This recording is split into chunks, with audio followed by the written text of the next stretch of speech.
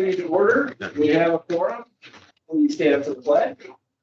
I pledge allegiance to the flag of the United States of America and to the republic for which it stands, one nation, under God, indivisible, with liberty and justice for all.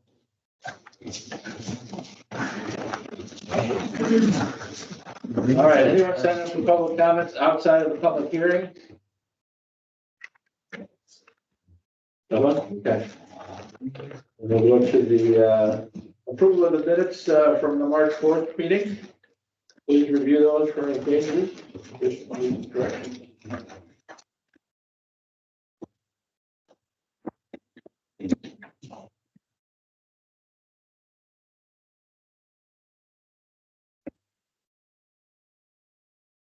Sure.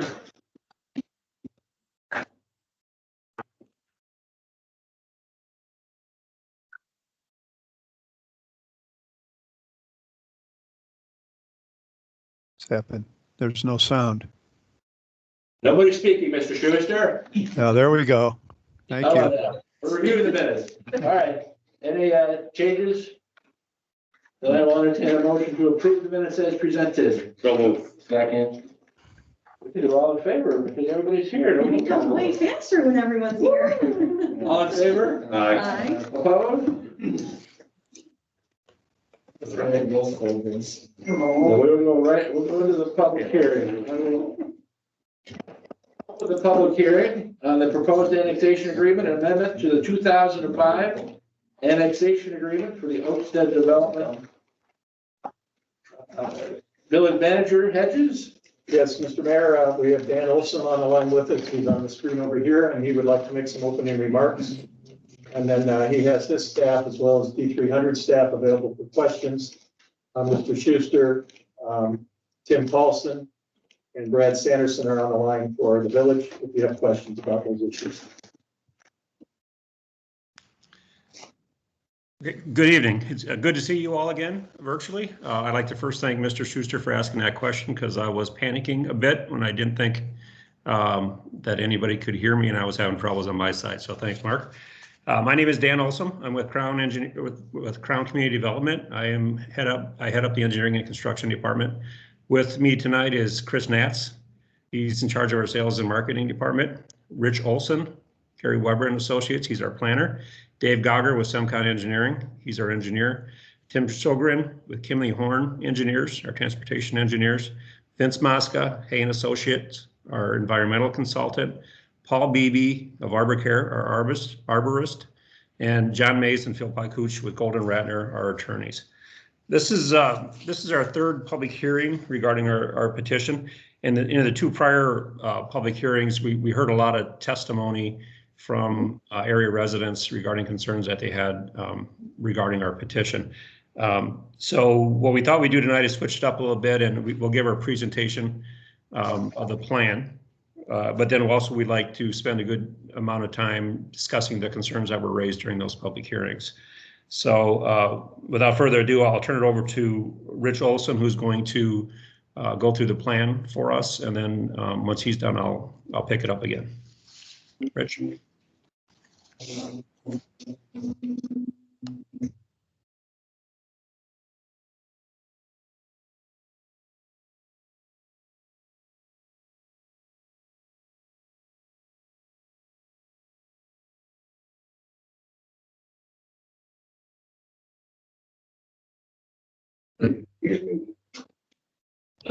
Rich, you might be muted. Every time I heard that.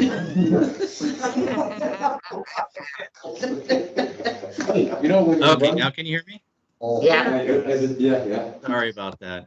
I have the plan up too. Can you see the plan on the screen? Yeah. Yes, everything's good here, Rich. Great, thank you. Well, first of all, again, my name is Rich Olson. I'm with Gary R. Weber Associates. We're a landscape architecture land planning firm out of Wheaton, Illinois, and we prepared the plan, the preliminary plan for your consideration tonight. First of all, I just want to thank you for the opportunity to come before you and to talk about our plan. What I thought I would do is just briefly walk you through some of the existing conditions and planning factors that helped us to prepare the plan, walk you through the plan and some of the details of the plan, and then turn it back over to Dan to talk a little bit about stormwater. So as you're aware, the site is located south, generally south of Big Timber Road. And what you see on the screen here in the light color, the white color represents the properties that we're talking about tonight. I've kind of outlined that with my hand. The site is also primarily east of Route 20, which runs up the west side of the property itself. Some of the things that we look at from a planning factor standpoint are things like vehicular access, topography, and natural features of the site. What you see there in the orange arrows represent where we feel are good access points onto the site. We have 2 points off of Big Timber Road. We also have 2 points off of Route 20 that serve as good positive access for the site. We also look at topography, and what you see on this plan in front of you in the red X's, and I know they're sort of hard to see, the red X's are the high points on the site, and that's generally where you're going to see most of our development. The orange X's are areas of lower locations on the site, and those are generally areas that are either in floodplain areas or in areas where we probably are going to put some sort of detention facilities. The blue area that you see that runs through the site, which we will be talking about more in detail later on, that's our floodplain area that runs pretty much from the north all the way to the south and out to Eakins Creek. The green areas that you see on the site represent trees and tree locations and tree stands.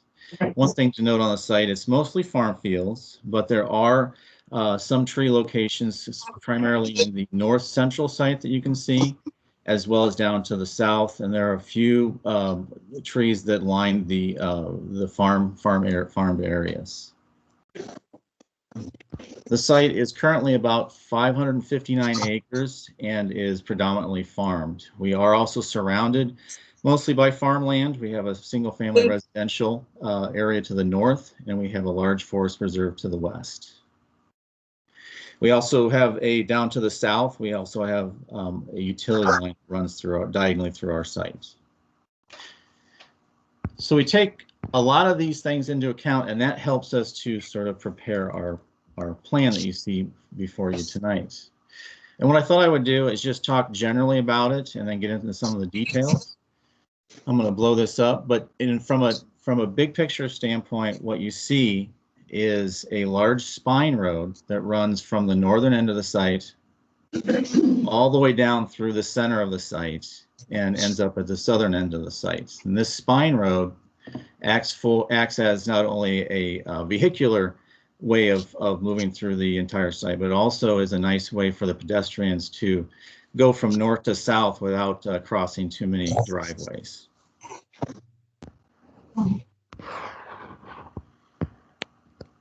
Now, I worked on this today, so hopefully I blow this up in the right way so everybody can see it a little bit. And I'll just what I'm going to do is just walk down through the site in more detail, starting at the northern end off of Ridgecrest Drive. That's where we have our main entrance point into the site. And right at the entrance, we also have detention basins that you can see there in the blue. And on either side of the entrance, we've got, on the east side, we've got our single family pod A. And we've got, on the west side, we've got our proposed school site location right here. The road, as it goes down through the site, it goes to an intersection, and at the intersection, we're proposing a large dedicated park and HOA park, which is really nice for this northern section, because these pods of homes that you see on either sides of the roads, they are all in really close proximity to this really nice terminating feature, this amenity that we have at the northern end of our site. The road also goes out to Route 20, which serves as another entry point. And as we develop our landscape plan, you can see in these dark green areas along the roadways, those will be buffers. We'll also in further detail talk a little bit about the entry points. We'll have monumentation. They'll be well landscaped and certainly a really nice entrance into these community areas. So just traveling south through the site, just to give you a little tour here going south, we just as we get out of Pod E and Pod F, which are more single family residential areas, we go past our floodplain area that we'll be talking about a little bit, but this is a nice little break between the pods, and we go through that natural area, which is for the most part being preserved.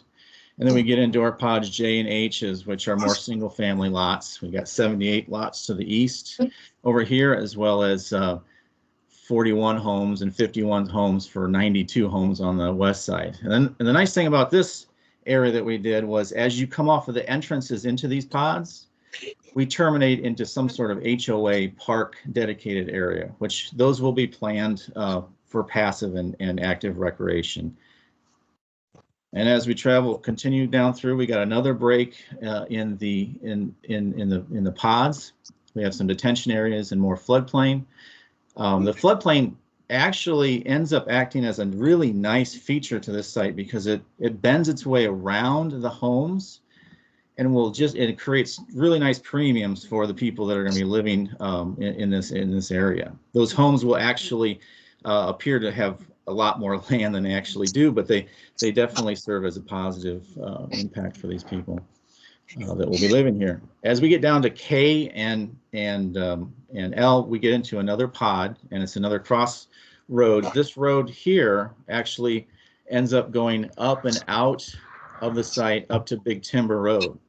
This pod right here, S and R, is where we're proposing our active adult homes. Just a little bit about our active adult homes. Those are homes that will be targeted for people that are 55 and older. The ranch town homes will also be the same type of buyer. And what's nice is these two pods are isolated, and they'll seem like they're a little bit more upscale because of that isolation. And again, a lot of open space behind them.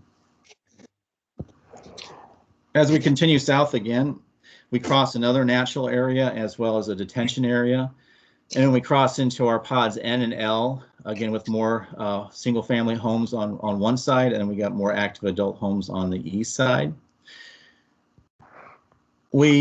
As we get down to the southern portion of the site, we've got another large dedicated park, which is really a nice location. We've got some trees here that we are preserving, as well as a future proposed pathway system.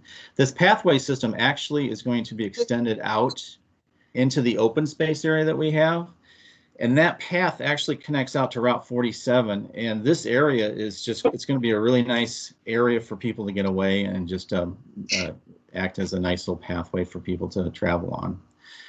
As we come down to the last portion of the southern portion of our sites, we have this easement that runs through the corridor kind of diagonally through our site. And what we've done is kind of cleverly use that as another open space connection where we have pathways through it that eventually end up connecting to the dedicated park areas and then out to the open space. We've got a pod of townhomes to the south here with some open space amenities interior to it as well. And then we've created another HOA park that services these two pods off to the left and to the right. And that gives you a basic tour of the site from north to south. I know there's a lot there to look at. Just to run down through the specifics of the plan, we're proposing 797, or I should say we're proposing a mix of traditional housing as well as active adult housing for a total of about 1,013 units. And that breaks down into about 797 traditional dwelling units, which are further broken down into a mix of townhomes, duplexes, and single family lots. The active adult side of things, we're proposing about 216 units, which are broken down into ranch townhomes as well as single family lots themselves. Is there any questions that you guys have at this point? If not, I'll just move on to the next section. Move along. What I thought I would do, I've got a series of 4 slides left that I just want to talk to you about. The first one talks about parks, and then I've got 3 other slides after that.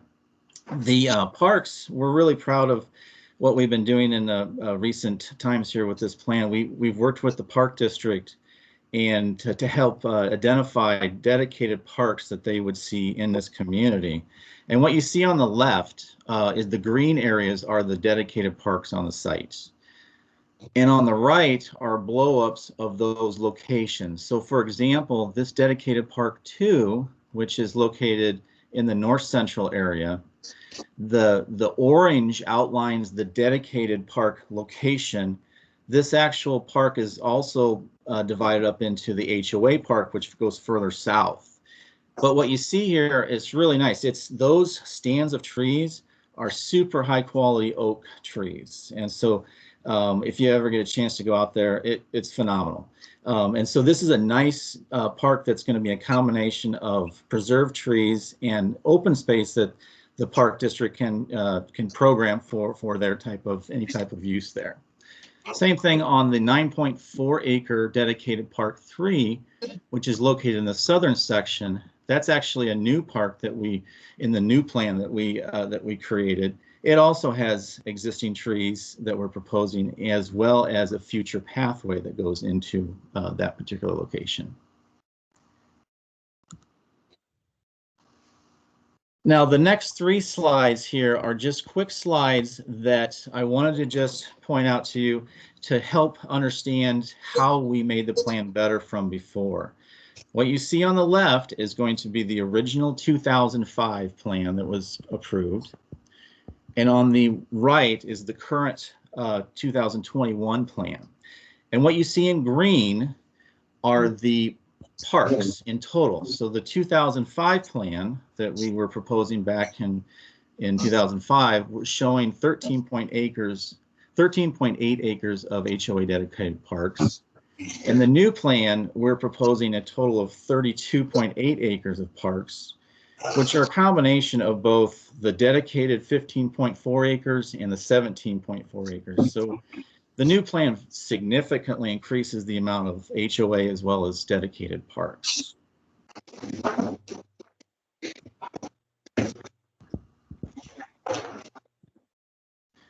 This is a breakdown again of the two proposed plans. The 2005 is on the left and the 2021 is on the right. And this is a breakout of the overall open space. And the overall open spaces include everything outside of the platted lots. And I know it's a little hard to see from your standpoint, but it's the dotted light green areas and everything out of the dedicated lots. So from a standpoint of the amount of acres, the original 2005 plan was proposing approximately 223 acres. And the new plan is proposing 263 acres. So we've significantly increased our open space on the new plan by 41 acres. The next one is showing a breakout of the comparison of the 2 plans again, and is showing trees. Trees is a very important component to this site. And so what you see on this graphic, everything in green and in red are trees. And in the 2005 plan on the left, we were proposing to impact 39 acres of trees. And you can see that in the red. In the new plan, we are proposing to only impact 27.7 acres of trees. And what's significant is not only that we've impacted quite a bit less, is that for the most part, trees in general on this site are being preserved. Everything that you see on here that are not in green, those are open cornfields or pasture areas. The nice thing also is the design has changed from the original plan. I just want to point out a little bit so you can kind of see in detail. So in the original plan, there was a different entrance point off of Big Timber, and it came down through the site right through this large stand of trees. On the new plan, because of the new property that we have as part of this development, we were able to completely avoid that, for the most part, that tree area. And you can see we went around it so that we were able to preserve most of what you see up in there. We are impacting some trees in the central area as well as that area there, but for the most part, after that, it's lower quality hedgerows. Down here is another significant area that we were able to start to look at in the new plan. In the old plan, we were eliminating all the trees in this spot, and in the new plan, we were able to save the quality trees that are located in that area. And to the tune of about 1,600 trees is what we estimate at this point. Now, we'll get into more detail about that, but certainly it's a significant new number of trees that we're preserving. And the last exhibit that I have is comparing wetlands. So in the 2005 plan, everything you see here in blue and red represent wetlands. So in the 2005 plan, we were impacting, the red represents what's being impacted. So in the 2005 plan, we were impacting 4.7 acres. In the new plan, we're only impacting 3.3 acres. And again, it's due to one of the design changes was the entrance to the north. This was all a location for detention. And in the new plan, for the most part, we were able to preserve that wetland. We were also able to cross the central spine floodplain area that has wetlands in a spot that was less impactful to the site. It's also worth noting that everything you see in blue does represent wetlands, and we're preserving the vast majority of the natural areas on this site. So very low amount of wetland impact that you see.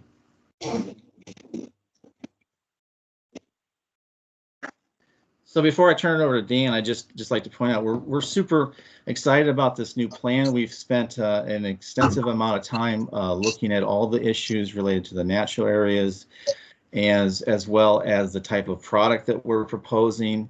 We feel that we're bringing a big diversity of product to this site, and we're very, very proud of it. But we thought we'd also just spend a little bit of time here talking about stormwater management. And I think, Dan, if you want to take it over. I will. Thanks, Rich. So as I mentioned earlier, we heard a number of concerns from the residents in the area regarding the project, not the least of which concerns regarding flooding and flooding issues that they're currently experiencing up in the area. I think it's important to note that the flooding that they described is occurring now in the current undeveloped state of our property. But we did submit a stormwater report which lays out how we plan on managing the stormwater entering and leaving our properties or in the developed areas. So we submitted the report. With us tonight, there are 3 stormwater experts that will each attest that our stormwater management plan will help to mitigate some of the flooding issues that are occurring up there. And those 3 individuals are Dave Gogger, president of SEMCON, and our stormwater management expert, Jamie Putnam, the stormwater management expert for the school district, and your own Tim Paulson with EEI, the village's stormwater management expert. But each one of them, I am confident, will attest that our plan will help the problem. It will not create additional problems regarding flooding and stormwater management. I'd also, before I turn over Dave, I'd like to talk a little bit about floodplain though. You can see the floodplain that exists on a great deal of our property. It's in purple. Rich is showing it there. So that floodplain exists today. It exists on our property. It exists on the Burnish property. It exists on the properties to upstream of us and downstream of us.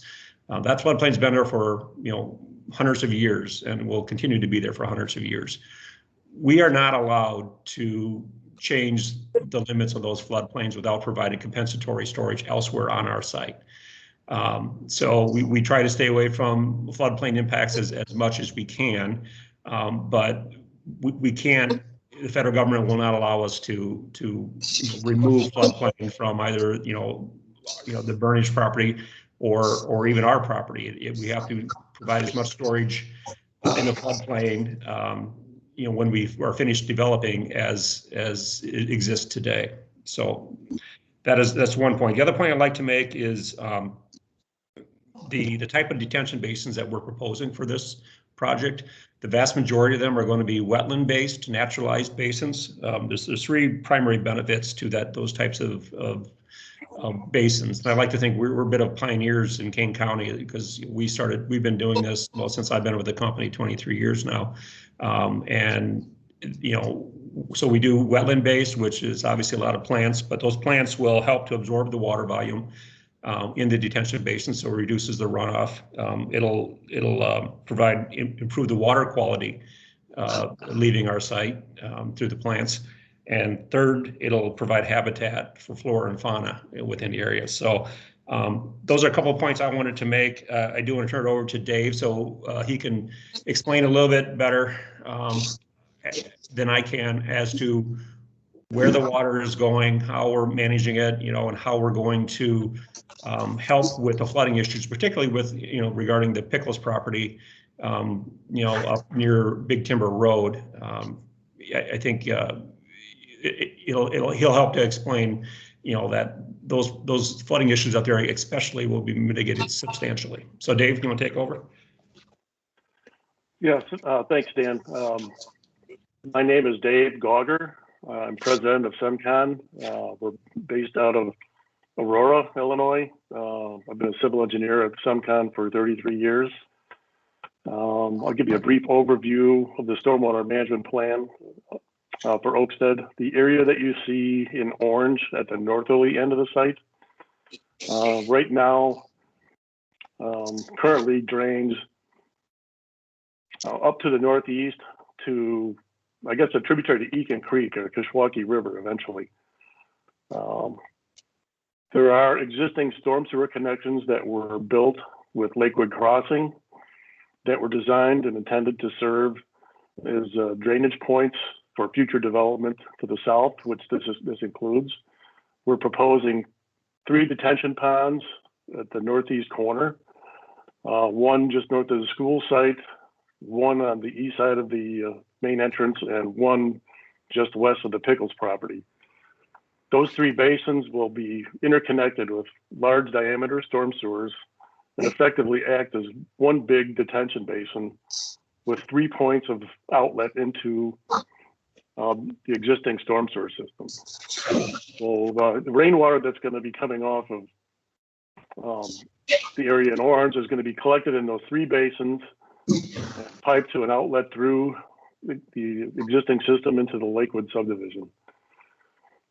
If we go down a little bit farther to the south, where the areas are in yellow, all those areas are currently tributary to the floodplain corridor and eventually to Eakin Creek via a different route.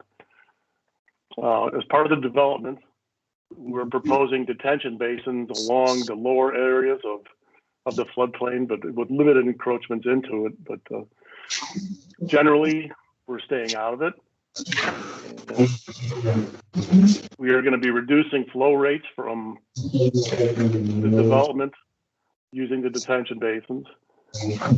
All of these basins are going to result in a net reduction of flow from the Oakstead development, a net reduction of flow into the floodplain areas, provide a regional benefit to all the surrounding properties.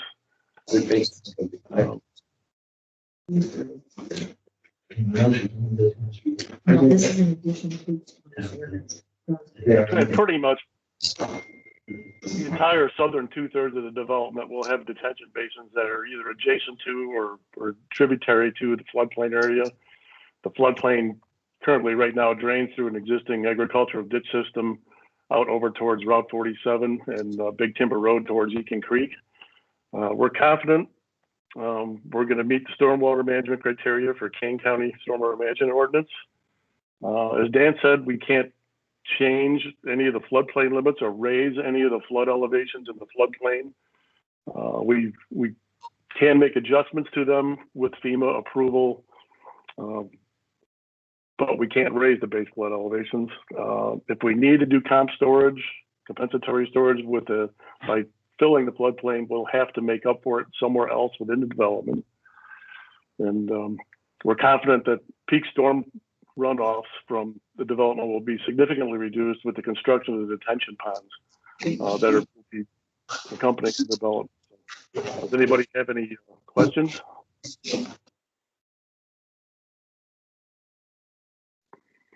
Okay, thanks, Dave. I appreciate that. So the other concern that we did hear about was traffic, primarily along Big Timber Road and primarily regarding school buses entering and exiting the school site on our property. This is not my area of expertise. It is, however, the area of expertise of our transportation expert, Tim Solgren. So Tim, if you could briefly go over, address the concerns that were raised in other public hearings regarding those issues. Absolutely. Good evening, everyone.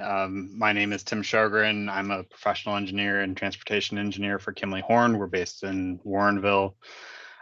We prepared a traffic study for the development, and that study has been submitted to not only the village, but also the county and the state IDOT to consider our proposed access points on Big Timber Road and US 20. Our study looked at the residential and the educational components of the development, and because they have different peaks, we looked at each one in turn. Our recommendations to mitigate the traffic associated with the development included turn lanes at each of the access points, as well as a pedestrian activated beacon that would sit on Big Timber Road to help enhance safety for students that may be crossing there to get to the school. With the mitigation measures that we identified, our study found that safe and efficient transportation conditions can be provided for the transportation network here, while also accommodating both the pedestrian and bus activity that may be generated by the school. Okay. Can I ask a question? I have a question for you. When you said a pedestrian activated beacon, is that to go along with the stoplight or something like that along Big Timber, or where is this pedestrian activated beacon going to be? That's a great question. Our study did not uncover the need to provide traffic signals at any of these access locations. However, we understand that there may be students that are crossing Big Timber by the school site for the subdivision to the north. And as a result, we're recommending a beacon, which is essentially just a flashing light that you may have seen in other places within the county that a pedestrian can push, and that tells traffic that's approaching the intersection, hey, there's an atypical situation here, be advised that a pedestrian may be in the crosswalk that's provided. And so it's just a way of enhancing safety and improving visibility for those students. So I'm understanding that you're going to put in a crosswalk. Correct. And a flashing light, but Correct. There's no plans for a traffic signal. A traffic signal is not warranted. So at this time, it's not anticipated. In the interest of Crown or the interest of our students? Pardon me? In the interest of Crown or the interest of our students? There's a specific set of criteria we have to use to evaluate a traffic signal. They can't just be put up anywhere. And unfortunately, at this location, we don't have enough activity or traffic activity to warrant a signal. So instead, we're proposing that beacon to aid with the students crossing in the crosswalk. I have a question. Mr. Coach, did your traffic study happen to pick up all the traffic in the morning and in the afternoon going to and from the school? Because I've been over there and it still doesn't warrant a traffic light. At that location, correct. When was that? And that is who makes that decision if it's warranted or not? Those guidelines are actually federal, with IDOT providing their stipulations in the county as well. When was the traffic study done? It was done this spring. It was done this past spring. Was school in session during the COVID pandemic when the traffic study was done? It was, and we used adjustment factors reviewed by both the state and the county to normalize that traffic data to pre-COVID levels. When did the school was out of session? March 13th, which was the winter. Right. School's been out since March. Correct. So when was the study done? The date? The data was collected this winter in January. If I can jump in, this is Susan Harkin from the school district. We've been in session in person since January. We have, if the school that would be potentially bringing students there is Wright Elementary, and they're operating at about 86% capacity of in-person instruction. So we are close to our current thresholds. It wouldn't obviously incorporate the subdivision and the new students there, but those would be walkers. But any potential students that would be boundaried at this location have been in session, and that's our school that has the most in-person students since January. Since January 2021. Yes, correct. The study was done in the spring of 2020. I heard him correct. No, the data was collected in December. Schools were not in session. However, adjustment factors were applied to the data to account for pre-pandemic levels of traffic. Okay, and I'm sorry, who was the representative from the school? I don't want to mess up her name. Susan Harkin. Susan, thank you for that, Susan. My concern isn't so much with the traffic for Gary D. Wright, it's the high school traffic and the amount of kids that drive themselves as well as parents mixed. They're pre-pandemic, that area, that intersection of Big Timber and 20, that traffic backs up very far, significant every morning and every afternoon, which is expected because there's two schools. Adding a third school to that area will indefinitely increase. And my assumption would be the students, elementary age students from Lakewood and this subdivision would probably be redistricted to the new school, would be some of my assumption. Maybe it's a bad assumption. Causing kids to cross that area that is most busy when they are getting out of school and coming into school. Well, then you're also adding 1,000 homes to that mix too. Correct. And so that's the reason why I asked about when the traffic study happened, because high school students haven't been added into that number.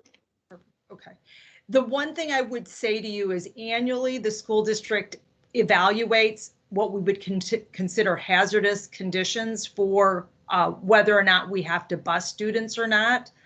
So I would tell you right now, we would be evaluating that, but currently underneath the IDOT standards that determine what that would look like, it does not qualify, but you're correct. It does not have the current projected students factored into that and the amount of traffic that would be factored in. But we do annually, the board adopts a resolution and evaluates their traffic patterns and their locations to ensure that if something would qualify and would need busing, because that isn't a location that is a safe place for kids to to cross over, we would then add it if specifically for Lakewood, right? Because that's the concern. We would then be able to qualify that for reimbursement and also qualify it for transportation for those students. And we would definitely evaluate that, ensure that that wasn't. I worked in Crystal Lake where we had a similar situation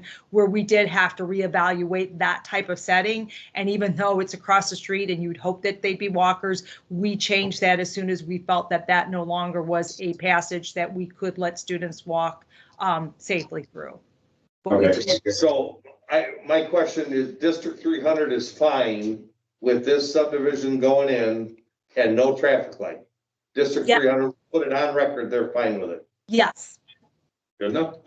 And Trustee Kelly, let me just say, I don't care about Susan Harkin is the Chief Operating Officer for D300. Yeah, I just didn't remember the name and I didn't want to be rude and say the wrong name, so, but thank you. Can I ask, being in the proximity that this intersection is to the school, has it been considered to deem that stretch of Big Timber Road a school zone where there's a 20-mile-per-hour speed limit? School entrance. Didn't we do school entrance zone or something like that on Big Timber? Yes. county did that, but I think that would qualify, that whole stretch there for school entrance zone. Which is 20. 20? No, it's 40, 45. That's what it is over by Gary Wright, Hampshire High. Oh, yeah. Same thing, it would match. I understand, but you don't have kids crossing. I don't disagree. I'm just saying. As long as the district is fine with allowing the kids to do what they know they're gonna do, then what can we do? If the district comes back a month later and says, oh, you know, we changed our minds, we got, no. If they're good on paper right now, they have to live with their decision. Well, it seems With to the me, children the way there. that she explained it was that this is a part of a broader set of evaluations that they do on a yearly basis. So whatever metrics have been set up by people who probably spend their entire life studying these kind of things, it doesn't meet that metrics.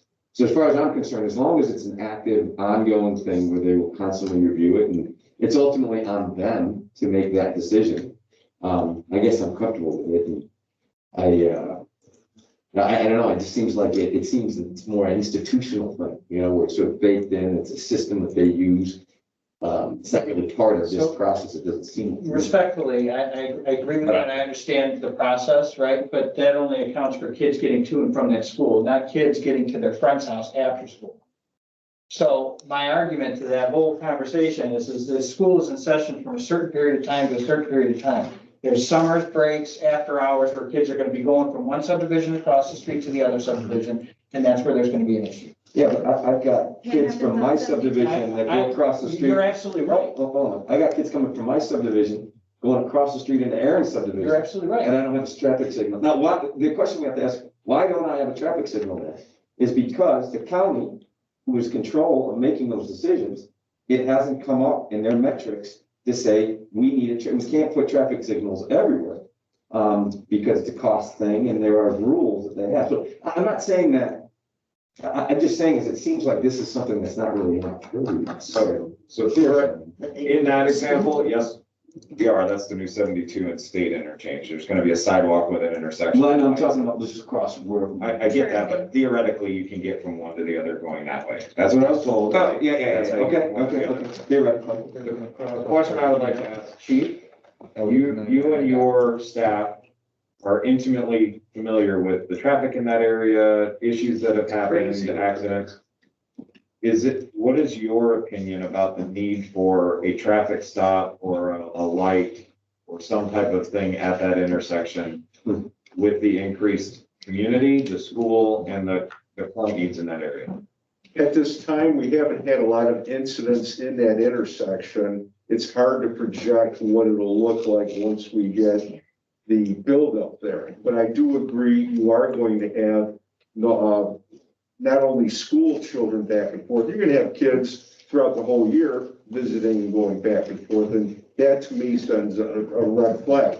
But what it'll look like when it's done, I can't answer that. But right now, it's manageable. We don't have a lot of incidents there. Okay, my guess is, we're gonna go through a year of this, they're gonna evaluate it, and they're gonna put a light in it. Or they're gonna bus kids from Lakewood across the street. Right, or something like that, right? I think that, whatever metrics they did for adjusting for the pandemic or guesses, there are some guesses, you have any sort of modeling of adjusting, but I think eventually they'll put one. Well, but the difference is. They can do that, provided the village doesn't have to pay for what they're doing right now. As long as we don't have to eat the cost of a stoplight, because they don't think it's necessary right now. One of my concerns is that, I agree with you, Trustee Klein, that if it's an issue, then the school district, she was very informative on how they would approach that and reevaluate, and I felt comfortable that, they would end up busing, but now they're gonna pay for busing to get kids across, because we didn't estimate the accurate need of having the developer put in a stoplight, so they're gonna take on the cost of busing kids. Or they're gonna put in a stoplight, to your point, but somebody else is gonna be paying for it. Who's paying for the one at 72? We're paying for a little bit, the county's paying for Us in Ida, correct? But that light's existing. No, I get it, but I mean, say who would pay for the one on 20 and Big Timber, or whatever, on Big Timber and whatever road? So would we carry the whole cost of it? We would carry part of it between us and the county. It'd be us and the county that have to split it. And I don't think that's right. And if it's not. No, that's actually, when you put it in that perspective, that's. And if it's not a county. I think anybody, if anyone has any free time, just go sit over there in the morning when school's in session. And if you can drive away and say it's not necessary, But here's the problem is, we're gonna have to get the county on board, and if all of a sudden the traffic study says it doesn't warrant it, the county's not gonna cover it, and so we're spinning in circles, can't do anything else. The only thing we can do is either remedy it before they hand it, or require it, or Can we ask hope for the best. Crown to set aside money to contribute to that? I mean, because it does seem like it's a significant chunk of money, and I bet you within a year or two max, you're gonna, depending how fast they build houses, you're gonna have, the traffic study's gonna go from red to green, it's gonna be on, right? And so I think that's a baked in inevitability, and we saw what the cost to redo this one over here is gonna be. That's no small chunk of change. I mean, that's, hundreds of thousands of dollars. Is that? Our portion. That's what I'm talking about. Yeah, I mean, we're talking, so can we get them to set aside some money, just, they don't touch it we don't touch it till the light goes in? If I could just address that, Mayor. First of all, it's not a question of whether the village wants a light or not. It's a question of whether the county would permit a light. And right now, the traffic study that was done this year, adjusted for COVID, indicates that this subdivision and the school will not generate enough traffic to qualify for a light under the county rules. That's as far as I will go, but we do have PEI as well as Crown's traffic expert to both speak, so I prefer that they address that question. do we have the traffic study in this wad of paper? It's not in your packet today because it was not required, but it is on the website and has been provided to you. It's been provided to you, Trustee Coe, by email over the last 3 weeks. Okay.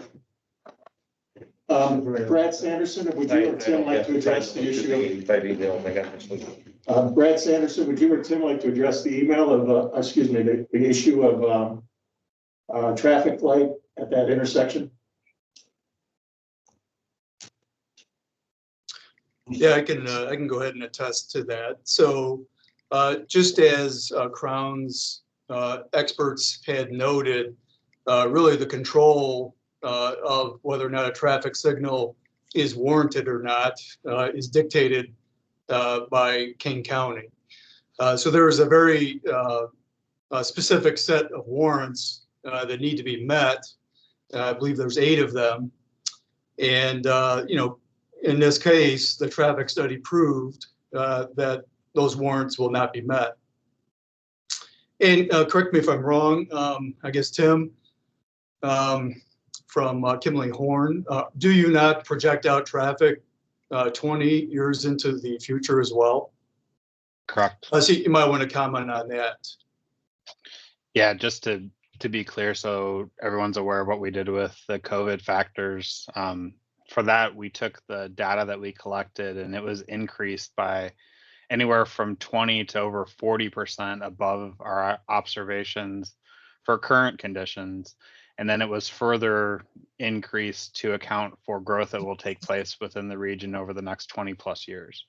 And so the warrant criteria wasn't just traffic that's there today, but also, full build out of this subdivision, significant regional growth, and those adjustment factors. So under those conditions, it still was not warranted. That's not to say, that it could never ever be, but given the turning volumes that we anticipate from this development, we would not anticipate a traffic signal being needed here. We did, however, want to provide the beacon to provide not just safe crossage for pedestrians during school activity, but also a means by which pedestrians could have enhanced safety whenever they cross by activating the beacon. So you're saying from your studies that even over the next 20 years, you don't even, that was a little, okay, well, that's a little bit. There you go. Can I ask one question about the intersection improvements in general? The intersection improvements, is there a difference when constructing an intersection with a signal versus not having a signal? That question I'm asking because if there is a time where one needs to be added, what additional improvements would need to be done to the intersection to accommodate? Just electric. Yeah, the turn lanes that we are developing, we have designed or recommending be done to facilitate full stop control if a signal were ever to be added at any of these locations. So they wouldn't have to be increased. Obviously a study would need to be done at that time, but for, the improvements that we're making, if signals were to somehow be warranted in the county or IDOT agreed, then it would just be a matter of designing the signal equipment, the mast arms, and bringing electricity in and all that stuff in order to facilitate putting them in. Additional improvements geometrically at this point would not be needed just because of the signal. Thank you. Can we ask this about anything? Well, we're just on the traffic. try and stick it with order. With your, okay. I thought it was a public hearing. I thought we were supposed to ask questions, but I was the wrong one. Crowd actually just has a couple more comments to make before they wrap up their presentation. Okay, thank you, Jay, and thank you, Tim. By the way, really good conversation. I appreciate the dialogue. And I will, I assure you, at all the intersections, safety is a primary concern of ours. But, again, we're confident in our transportation, or our traffic study shows that, we do have safe passage at all those intersections. So another concern that did come up in the public hearings, the previous public hearings, was a water supply. I'm aware, the village engineer did recently do a water needs assessment in which he determined there's adequate water supply, village water supply and storage for this subdivision. That's not really surprising because, as most of you may know, we partnered with the village in 2005 to build and construct the water treatment plant on Harmony Road, as well as the water tower at the high school. And additionally, the 2 expansions of the wastewater treatment plant. So we were confident in that there would be plenty of supply here, and the needs assessment that EI did, confirm that. Would like to talk a little bit about wildlife. There were some concerns about endangered species. We have received a sign off from the Illinois Department of Natural Resources regarding endangered species on the site. We do have a clean letter from them, so we are good to go as far as IDNR is concerned and relative to endangered species. We've also received archaeological sign off from the Illinois Historic Preservation Agency. We do need to update that. We're in the process of doing that now. Unlikely that it will change. Obviously, any artifacts that that didn't exist back in 2005 most likely do not exist now, but we anticipate to get that sign off very shortly. And then lastly, we do have a permit from the Army Corps of Engineers for impacts, from the original plan through to wetlands. Obviously, we'll need to update that if this new plan is approved, and that would be our intention to do so. Next slide, Rich, please. So I would like to talk a little bit about partnerships. We've entered into this is our second partnership with the school district. The school district has endorsed this project. Our first partnership with them was the high school down the street. That was, you may know, that land was land that was donated by Crown from our property. We're excited about this partnership. We're excited about this new school, bringing another school to Hampshire. We're very grateful to Susan and her team for making this happen, for even considering us. We know they had other options to choose. They chose us.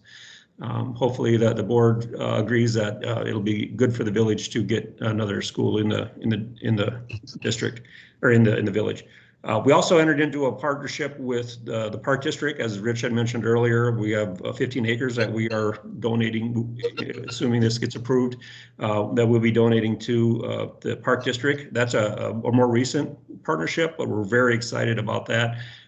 We see parks and as vital to our communities, but nobody, in our view, runs them better than the park districts.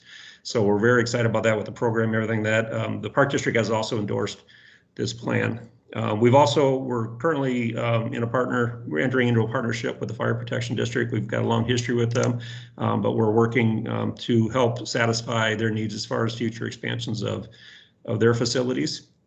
We've met with the library districts to see if there's if we could help with any of their needs as far as space, their space issues. We've partnered in the past with the cemetery district to expand. We gave them land to expand the cemetery along Harmony Road. We partnered with the township to, when we built the entrance to the high school, we partnered with the township and made some improvements to some of their roads. But last and probably most important is our 15-year partnership with the village. You know, it's a partnership that lasted obviously 15 years, but it's been through two the Great Recession, which, you know, devastated our industry and the entire United States economically, but also the current pandemic. I think a lot of our competitors may not have stuck it out like we did. We did. We've been here for 15 years. We plan on being here until well past these projects are fully built out. We value the partnership with the village, and we're looking forward to continuing that regardless of how the board decides tonight. So before I open it up to questions, I would like to turn it over to Susan with the district. I know there was a few words that she'd like to say regarding the school. And by the way, Susan, appreciate your comments regarding transportation earlier. Yeah, I think Dan, Jay had me speaking at another point. So that's Jay, great. right, I believe that you have me speaking after the presentation was done. Susan, if it is done now, so you can make your remarks now, please. Yeah, after you, just questions. So Susan, if you don't wish to speak, that's fine as well. No, you can ask questions later. First off, I just want to thank President Magnuson and the trustees in the village for their partnership and cooperation with the school district over these many years. We offer you up as a model for our surrounding communities as the partnership that we've developed over the years. I know a couple years ago, I believe I reached out to the village with knowing that there was a need for additional classroom space, specifically at the elementary level. We certainly have a nearby community to you that also is probably creating some of that growth, but we felt strongly that we wanted to partner with the Village of Hampshire because of the longstanding relationship that we've had with them.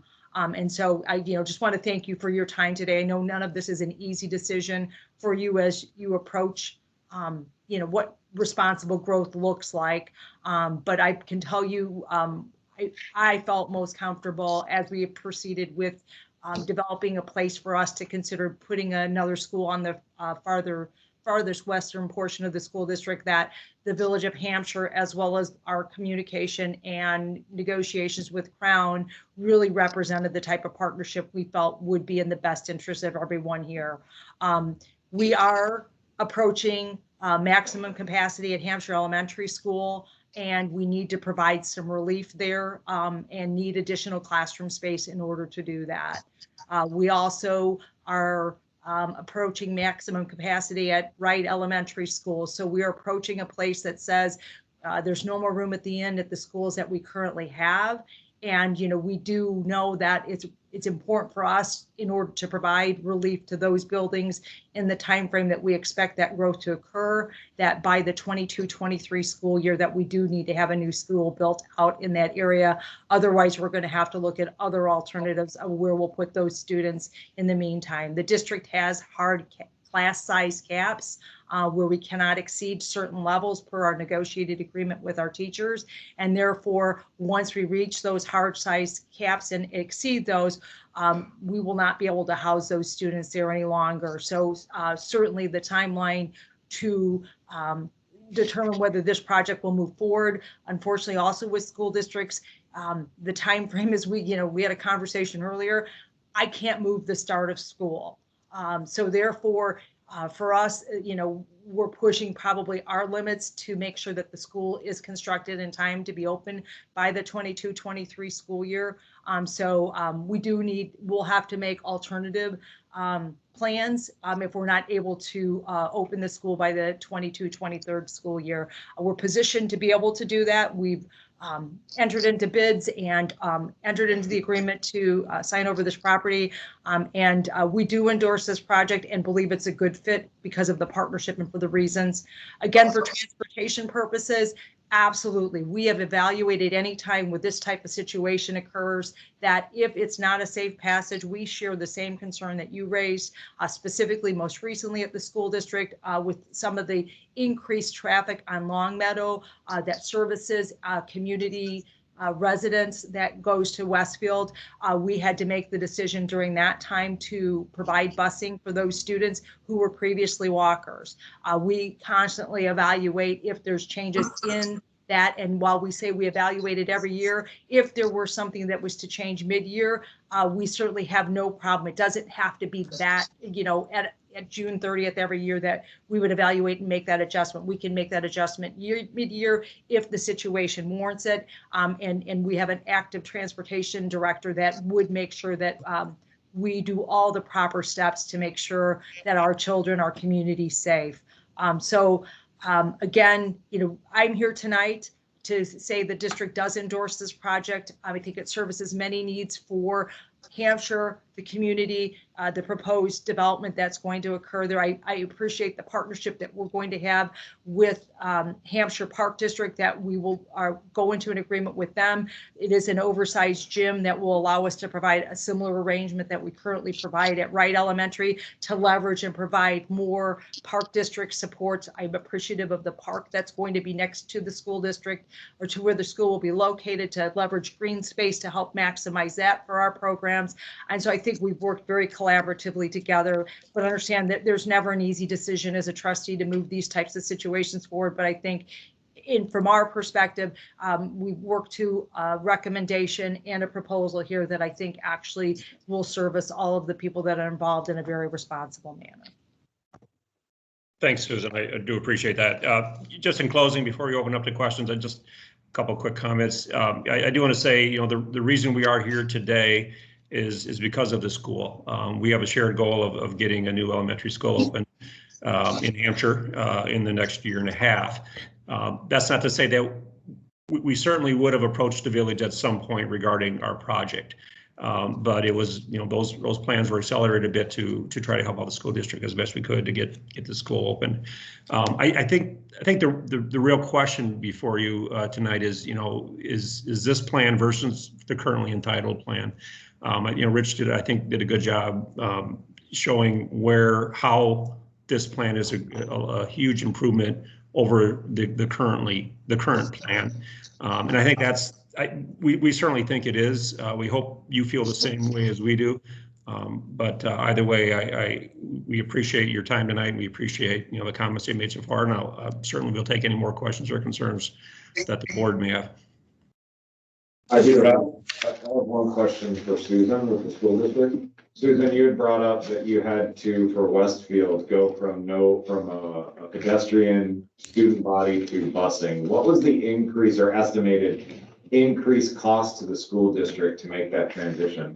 So for one full year, if we do one bus, and actually in all three tiers, because it obviously impacts potentially middle school and high school, it's roughly about $70,000. We get reimbursed back from the state approximately 60% of that. So probably 30-some thousand dollars it costs the school district on an annual basis. Per bus. Per bus. But that would be all three tiers for transporting high school, middle school, and elementary. Right. Yeah. Okay, thank you. You're welcome. Susan, also, you mentioned Hampshire Elementary is near or at capacity. Gary D. Wright is near or at capacity. Have you done just to enlighten me, have you studied what this will do to our middle school and our high school capacities?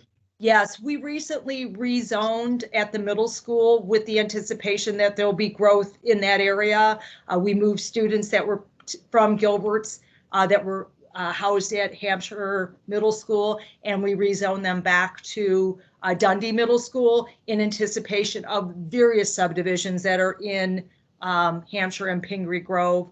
At the high school, we had right now we're probably about 17 or 1800 students that are currently in that, and that has a capacity of 2,400 students. So we working with a demographer that has done all of that projections, and at this point, because of the movement and rezoning for the middle school and because of the original capacity of Hampshire High School, there isn't a concern for those two buildings. Thank you. You're welcome. So I'm gonna bring up the topic I always bring up when we have subdivisions, and that's lot sizes. So I have to admit, I do not like these miniature lots, but I just curious, I looked at the 2004 plan, and I looked at the plan from this year, and the increase the amount of lots and relatively the same amount of space by about 24.6%. So I'm just gonna ask a question, I don't know the answer to it, but I'm gonna ask it anyways because I feel obligated. Is this really what people want to buy? They don't want bigger houses anymore? Is that, because I've heard it from people in the industry, Christine has sent me reports to read, I've read them. Is that truly what people want? Or is it just more efficient for you? And you can be, I mean, I'm not, yeah, is that really what people want? So before I turn that question over to Chris Nats, because that's his area of expertise, I do want to mention, as far as the increased number of lots, we are adding 60 acres to this site, and you can see there's a good number of lots within that 60 acres surrounding the school site up there. So that's a good part of the reason why we have the increase in lots. It certainly is also due to lot size change. But with that, I'll turn it over to Chris, and he can respond to that question. And Chris, just real quick, just to offer for the group, I mean, Dan, I recognize that, but yes, we did go from average size lots of 15,000, 12,000 down to 9,000 and 7,800. So we did have an addition of some land in there, but the lots are definitely significantly smaller, I think. Just from casual. So. Yep. Sorry, Chris. Yes, thank you. So your question is this what people really want? What initiated our desire to make a change on the lot size is market demand, and the demand for larger lots, i.e. 100-foot wide lots, is almost nil. It's very little for a market like this, and builders will not purchase that size lot. Now that's driven by consumers who have a greater desire to spend less time maintaining a yard and more time on experiential types of activities. In addition, this plan is an improvement because it allows us to serve multiple markets within the community. So for example, we'll be able to serve the active adult buyer, townhome buyers. The active adult buyer, certainly one of the primary reasons they move is because they're looking to drastically minimize maintenance of a yard. So they're specifically looking for smaller lot sizes. But with the combination of all the different lot offerings, we're able to serve multiple markets, which will help us to increase serve the market on many different levels. So one comment I'd like to add to that too is, smaller lots does not mean lower home values, right? So it's as Chris just mentioned, the buyer still wants the house they want, right? They just don't want as big of a lot to maintain as they did in years past, and that's been a trend for a number of years now. So. Okay, and then just a follow up to that. What is the minimum distance between any two houses anywhere in the subdivision? Because we had some questions. I did get an answer from Jay. I'm assuming you're just going to confirm that. So within our different product offerings that we anticipate, I believe the minimum would be 12 feet between homes, and that would be in our active adult product series. Wait, just to. Sorry, the 12 feet isn't just an active adult, it's in any home, any 7,000 or 7,800 square foot lot, correct? That's the way that's what I read, not that it was the active adult, that it was in the 7,000 square foot lots, which is 40 of lots. For these 7,800 square foot lots, it would be a distance of over 15 feet in between lots. That's our current side yard setback for the current plan. It's 7.5 feet on each side of the home for a total of 15 between homes. Right. And what's the village ordinance now? 10. 10. Yeah. So what's Well, 20, to be clear. 10 setback. 20. so how come 7.5 sticks in my head is, at least in my time on the board? So in the current entitled plan, which was, as you know, was entitled in 2005, the side yard setbacks for that plan was 7.5 feet on both sides of the home for a total of 15. So as Chris had mentioned, those 7,800 square foot lots were consistent with the current plan as far as side yard setbacks go. So that being said, is this 6-foot side yard setback? Is this a new request? Is this something that you didn't request in the original plan? It is, and that's because of the active adult element component for the reason Chris had mentioned before. It tend to be ranch homes, tend to be smaller lots because that buyer doesn't want to buy large lots for maintenance purposes. I want to make sure I ask my questions at the right time. I have questions about the legal agreement itself and questions about the development. When do we ask what question? Should we ask everything now? Should we wait till it goes into the motions itself, or how do we proceed on that? Because I have a lot of questions to put through or discussion topics, but I want to make sure I'm not asking them at the inappropriate time. Right. Well, yeah, I think it's a question unless you want to recognize the public for their comments and then the board. By the way. Yeah. Okay, so I'll hold on mine. Yeah, we'll run through the other folks that signed up to speak, and then we'll close the public hearing, and then we can delve into everything. Okay, thank you. That's why I wanted to make sure. Yeah, no problem. All right. First on the list for speaking, is Barbara Burton. Alrighty. You're cutting it, okay.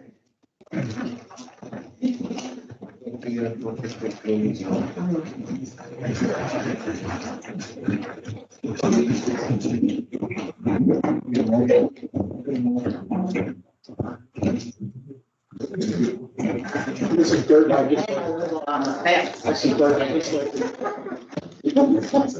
just like to remind you, Mrs. Burton, that address your comments to the petitioner. The crowd, Yes, only crowd. that's the purpose of the hearing. Address your questions to the developer. I can't ask the trustees anything. You can, they may or may not choose to answer. It's- Okay. Alrighty. Hang on, I know it takes me a while to get going here. Take your time. It's fine. Oh, thank you. See, it pays to be old sometimes. I hear there's an active adult community. Do you know where I live? Yeah. I'm active enough to pitching a little doodle every now and then in the barn. Disregard my former comment. I certainly will.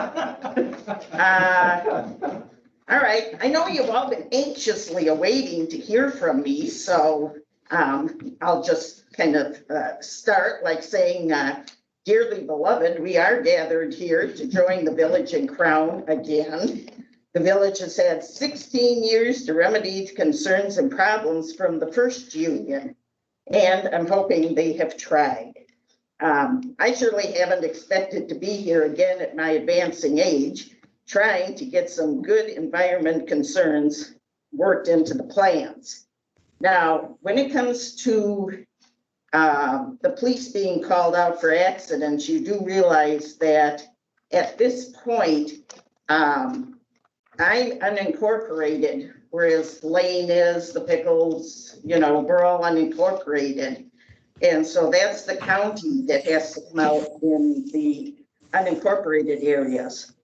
I don't know if you're aware, but there is an intergovernmental agreement, which I assume is in place with the county for the stoplights.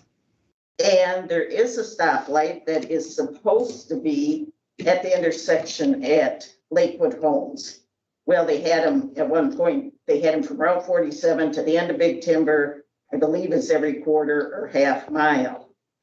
And It's not for stoplights. The intergovernmental agreement is for access points along Big Timber Road.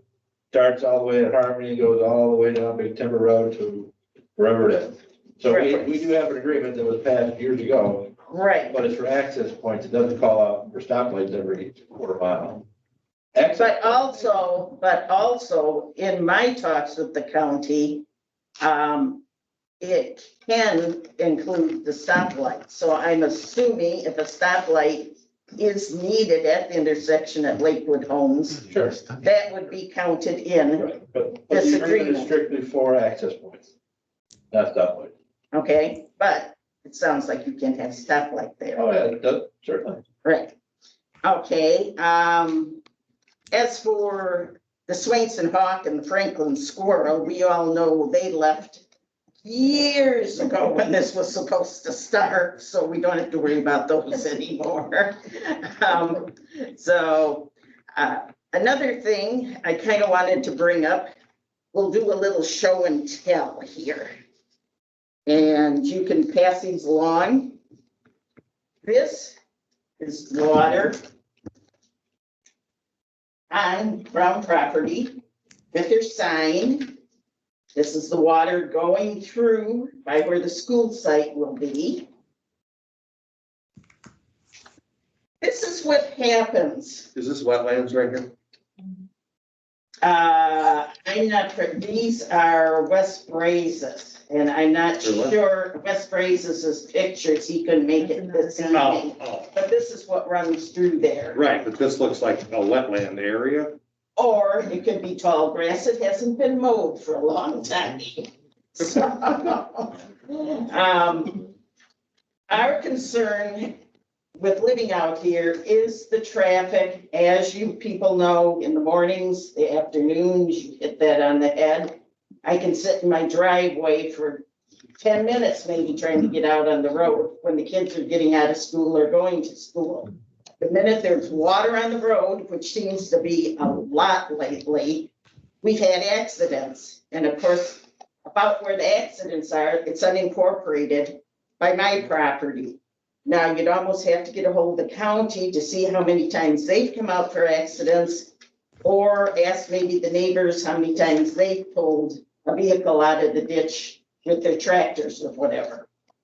This is what happens when there's some rain. This is leftover parts of a car in my ditch.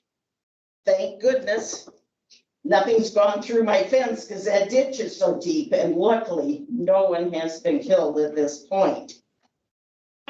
Sorry this got ripped, but this picture down here, oops, you can see going through that tall water. This is a big landscape truck and how big, tall, you see the water coming up on it. More problems with the water. These are supposed to be 100-year floods, which seem to be happening yearly. As you can see, the water, I don't know, I doubt it. I don't think this is this lane, oh, where'd Lane go? This isn't an access point, right, where the water sits. That's where the water's coming onto your property. Right, but that's not an access. Carl Christensen's through, Right. across that whole field and then onto yours. Right. Right Well, across. if I saw a map on one of these, didn't Christensen have a creek or something going through? He just cleaned his drainage way and dumped it on the ground. Because I was there tonight, it's still flowing, and he fixed his tiles in 2 places. Okay, this is the water from across the road in front of my house. You can see how strongly it comes through the drainage under the road. Lane will talk to you more about that. You can see how strongly it comes off the roadway. You don't know how many times I've had to pay somebody to get the gravel alongside the roads out of my ditch.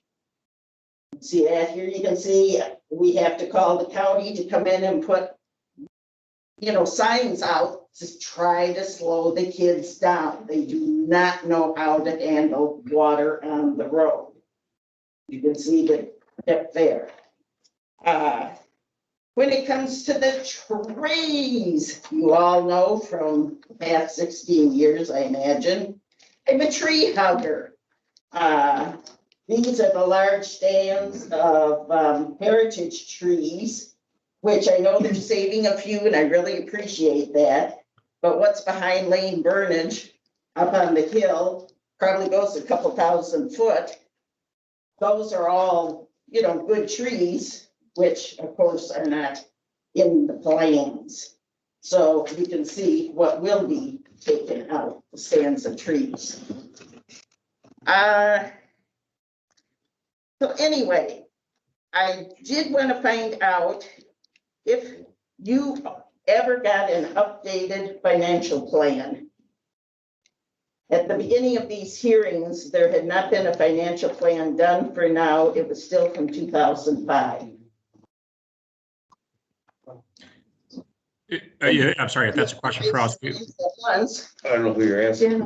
Just anybody. Are you asking Crown if they? Well, I can speak. somebody, you guys have to have a financial plan, I assume. I will speak to that, yes. The village staff did post on Facebook, on our website, and provide to the village board revenue income, revenue that will be generated by fees, as well as property taxes for the next 20 years for this development.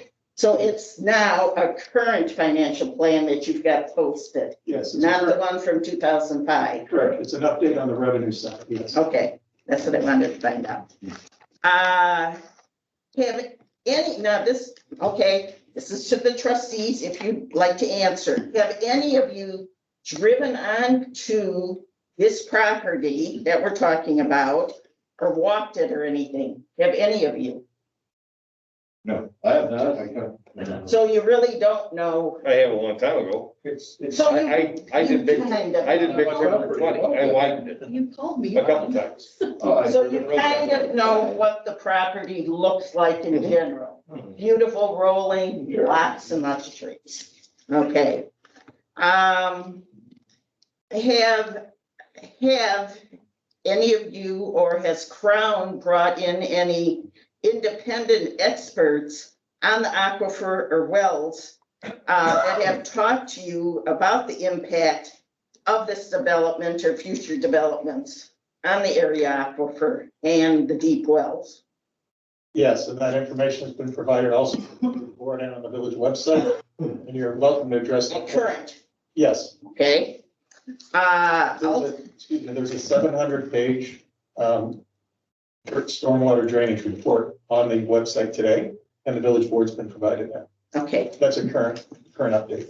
And I'm sure you've all gone through the 700 pages too. I actually did. Did you really? Yeah, because That's kind of insulting, really. Oh. Yeah, we don't just show up here to get out I'm of the house. impressed with 700 pages. That's impressive. Done, we're talking about 24-hour range. Some of the calculations showed 72-hour, not 24. EEI's been very good with all along for the last 5 years, Yeah. giving us our 100-year projections and the whole Okay. 9 yards. All right. We beat them up pretty hard about stormwater management because we've had our own issues in town. Yeah. So, speaking of wells, has there been any kind of studies on the impact or effects of like the deep wells for the subdivision, and if they might impact the farms in the area? Yes, I think you should address that question to either Crown's engineer or the village engineer. Anyone wants to answer? I can answer it for Crown. We are not proposing any wells at all on this site, either deep wells or shallow wells. Okay, This project. that's what I want to find out. I guess another question would be to Crown, well, definitely to Crown. Over all these years that you've owned the property, has there been any reason that you haven't addressed like the flooding problems or tried to work on them? You know, even before you'd start the building, you know, just because there was a problem there, as we know.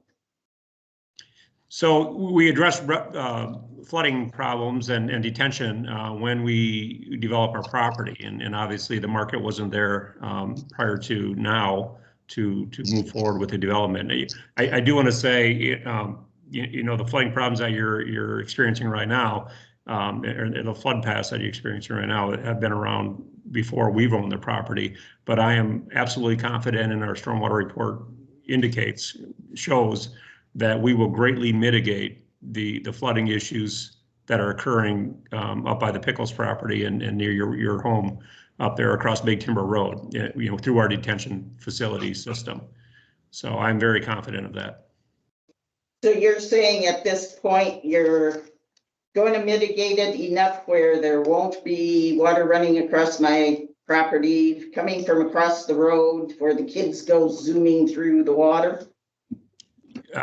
Well, we can never guarantee it because, if a high intensity storm, greater than a 100-year storm, it could happen, right? But I will say the detention facilities that we've designed are using very current data as far as rainfall. Whereas, prior to, I think 2 years ago, the rainfall data was outdated, and most detention facilities built prior to that time were undersized. These detention facilities are roughly 20% larger than the size of the detention facilities of the prior plan because they're using new rainfall data. Okay, well, definitely sounds good then. Are any of you aware that an aquifer expert had been brought in and it had been discussed that the aquifer for the area was within 6 foot of the surface, but unfortunately was built over with no concern? Is that anything any of you were aware of? I was not aware that an aquifer. Right down here on Allen and Harmony Road area, that's I believe it's the Bloomington Aquifer, they call it. EEI addressed that to us last year at a village board meeting, in the minutes and everything, and the condition of the aquifer and everything. Okay, so you were aware how close to the surface it is? No, I don't think he ever told us it was 6 feet.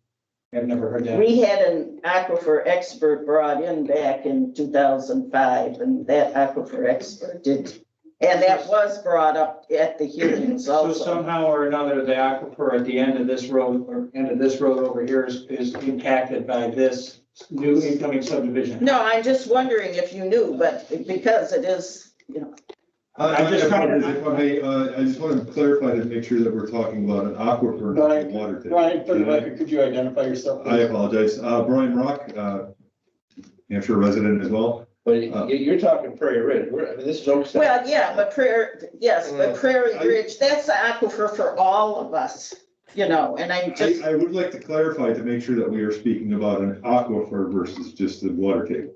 The water table for the Prairie Ridge subdevelopment is 6 to 12 feet below grade.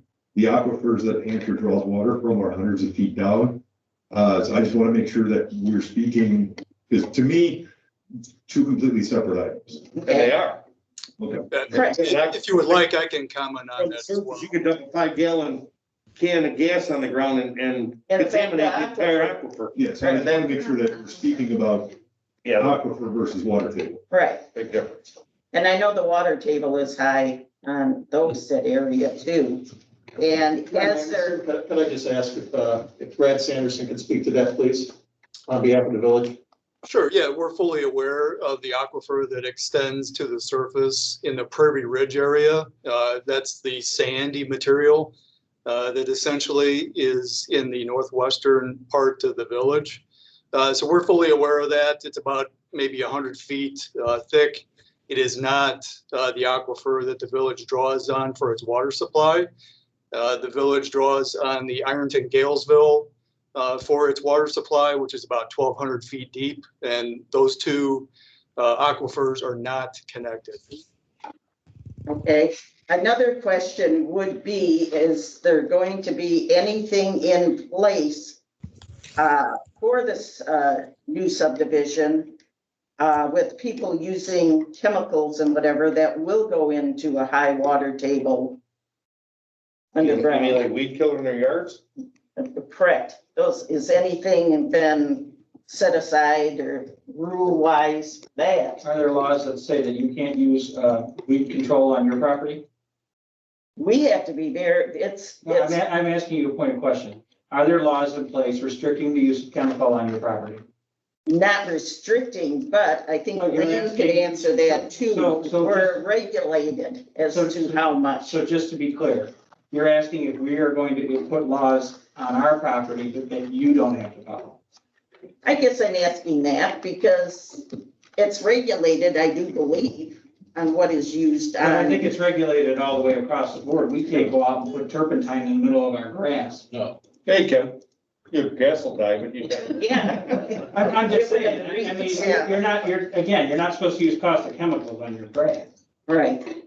So I think what we can say, and trustee Coe can probably speak to this more intimately, is that on public land, public owned land, like Park District Parks, the school property, any of those type of properties, there are specific limitations and guidelines on the type of fertilizers, weed killers, insect repellents that can and cannot be used, and those Okay. all legally have to be followed. Same as we do it like Bruce Rain and the school districts here in town. Okay, so like what we are The regulating. public works, the park district, the school district, they all have to take hours and hours of testing. They have to be licensed by the US Department of Ag. Okay. I'm licensed. And it's no flunky test. It's, Yeah. one test is 180 questions. So they have to be licensed to do any commercial stuff. As far as somebody's house putting Roundup on, no. This board will never pass anything that says you can't Roundup or weed killer or fertilizer or anything on your yard. Okay, okay. Crown stated at one point they were not responsible for the water once it leaves the property. Does that mean maybe Lakewood Homes and the farms may become responsible for that water? I mean, if someone with the water going over the roads, perhaps, when someone gets in an accident and it stems off someone's property, who's responsible legally? So Dave Gauger, maybe you want to answer that question? You might be on mute, Dave. Well, your face is. It's a question regarding. Detention basins, can you hear me? Yeah. Yeah. The detention basins are going to reduce the frequency of flooding across Big Timber Road. Water that comes to your property now will still be coming to your property in the high rainfall events. There's nothing we can do about that. That's Illinois drainage law. The detention basins are definitely going to mitigate the frequency of overtopping of Big Timber Road, the depth of water going over the top of Big Timber Road. If we have rainfall events that exceed the capacity of the storm sewer and the detention system, we'll be designing to the higher rainfall guidelines. We'll be using criteria for the Kane County Stormwater Management for designing the outfall pipes in the entire system and the behavior of the system that will result in less frequency and less chance of any flooding on Big Timber Road. Okay.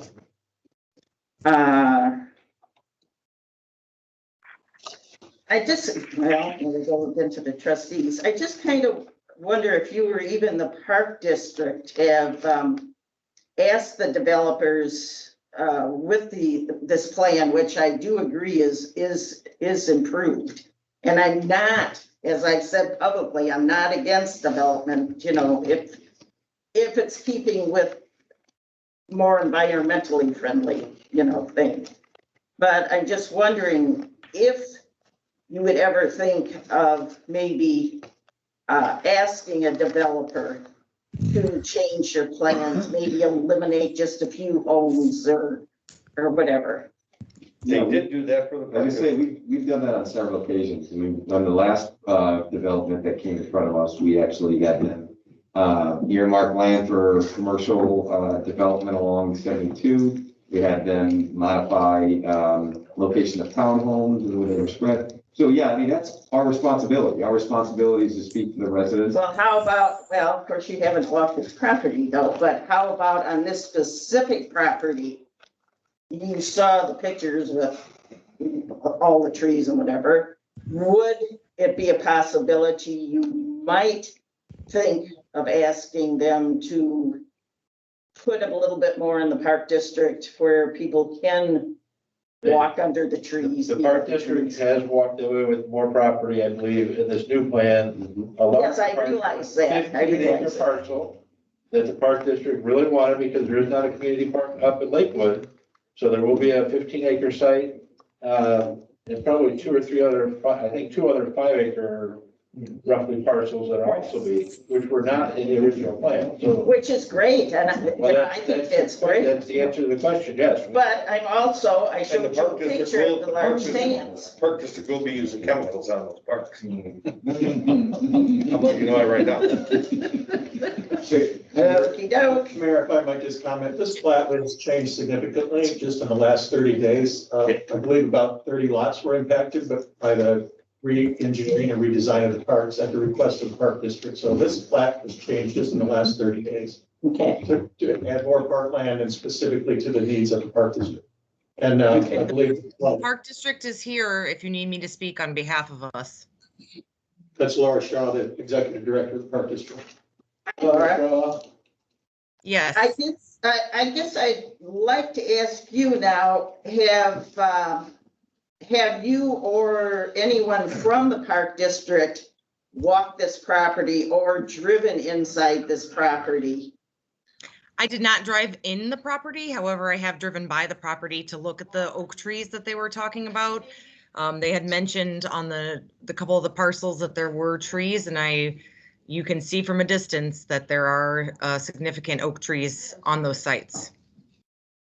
Okay, how about the line of oak trees from behind the Burnage property to the Pickles property? That whole line of trees that are up on the hill and continue down. The park district, our primary purpose is for active recreation and to be able to provide services to our residents. We do have a stand of trees that we maintain right now, but we typically do not take woodlands areas.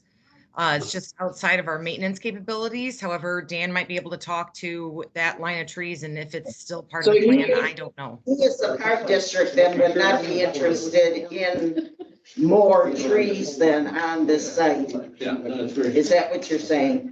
Right. We have both of the parcels that we have on that site do have trees on them. But as far as us taking a large woodland area, no, we already have one that we're trying to manage, and it's a lot of work to be able to keep it into a healthy tree stand. Gee, that's a darn shame. You can see the pictures there. I guess another question would be, in the long run, I don't care who answers, will this plan benefit the village, or will it benefit District 300 more than it will happen to benefit the village? I'll give you my opinion. In the long run, I'll take an opinion. whether I vote for this or not, I think it benefits both. I don't know that it's a one or the other, and I think there are benefits to both. Okay. I think if you want my complete honesty, I think that I don't know how much it benefits shopping and retail and things like that within downtown, because it is a little closer to the Huntley main shopping thoroughfare. Correct. But I think it does build additional community as far as residents getting together and events that happen throughout town and just growth of the community. How about tax wise? Yeah, so that's part of that fiscal number that came up, and it was almost an increase of close to $400,000 in taxes a year, property tax. Okay. That doesn't include the motor fuel tax or the sales tax from the truck stop. From the truck Probably a stops, lot of right. These residents would buy their gas and. Correct. Yeah. Okay, that was my question. Thank you. That helped. I guess I just, for all around, nowadays we seem to be so much more knowledgeable when it comes to the environment. And I'm just hoping that you're thinking more of the cost of the environment as we go through for the future. And if you do pass this, like you said, I'm sure you're going to make Huntley really happy, for their businesses. So, and I do appreciate, is it Brian? I do appreciate you talking about the size of the lots. I mean, I live on a farm, and 12 foot I whispered over to trustee Kelly, I go, 12 feet must feel like, 2 inches to you. Yeah. From the farm, yeah. Right, Why exactly. Yeah. I get it. Yeah. So it's like social distancing. Yeah. Well, it's a social distance. Yeah. And as we know, How's social distancing? in Sun City, you can kind of walk with one leg near one house and one leg near the other house, as you know. So I was just hoping perhaps maybe you could get them to do a little bit larger lot Yeah. perchance. And I think that's a fair point. It's people on this board will tell you, it's been an issue that I've raised the entire time I've been on the board. It's just the market dictates those things. And I've been convinced, I still ask the question because I know many of our residents, it's still on their mind. But I don't get it why people want such small lots personally. I mean, they don't like to be. Well, I guess I'm talking to the wrong real estate people because I've had a few call me about if I want to sell my farm. And they're saying that, at this point, people are wanting larger lots, not necessarily a 5-acre farm, but they are wanting a larger lot. Ms. Bird? As far as Oakstead, we need to keep moving this along. Oh, well, yes. I don't want to interrupt you, but. No, that's fine, but I just wanted to make sure if there is a chance you could increase the lots a little bit. And I'm done. You can all applaud now. Fantastic job. Would you like to, picture? No, you can submit that into Okay. evidence. You've got my donkey pictures from 2005 in evidence, so you might as well submit that. Thank you for your time. All right. And, Larry? That was purely precautionary. I had no comments. Okay. Thank you. Kathy Hanson? No, I was just coming. Richard Hanson? Last but not least, Mr. Lakeman. How about Michelle? Did you want to? I didn't sign up, but I will say something if I. Did you want to speak? I do now. Melissa Governor? Governor. Yeah, it looks like Governor. It's Governor. I live in Lakewood, so I do have some concerns, especially because my son is gonna be 6 years old when he's gonna have to go to this new school. And there's no way I'm letting my kid walk across with some blinking yellow light at 6 years old. So that is a large concern for me, and I know that they'll reevaluate it, and I appreciate that. But I do want to make sure they really look at it, because all of the kids that live right there where mine are all the same age as he is. And there's no way they can cross it. No, even if it's 45 and there's a blinking light, there's no way those kids can cross there. So it's a big concern for me. The other concern or question I guess I have for Crown is their detention areas. Who is going to pay for the maintenance and the care of those detention areas? Is it the residents of that subdivision? Or is it going to be us in the village and our tax money that's paying to do that? Yeah, And I only ask because I know as a board member at Lakewood, I know what we pay for our detention areas. And it's not a small amount of money. So I'm just wondering who's going to pay for that, because I feel like the last meeting I came to, somebody had said there will be no HOA fees, which I'm not quite sure how that's. No SSA fees. Oh, no SSA, okay. Yeah, I believe there is an HOA for that. There is Okay. an HOA. I can So respect that. who was gonna pay for that, and because that water is gonna come across, showing your red arrows, come across He's trying. the thing. But I have another point to this whole I didn't know if you water were- thing, yes. But with his red arrows coming across, and it's coming across the Lakewood and over to our detention area. So that's why I'm just wondering who's gonna pay for the detention areas there, and if there's gonna be an extra burden on our detention area. So I can answer that. So it's a good question.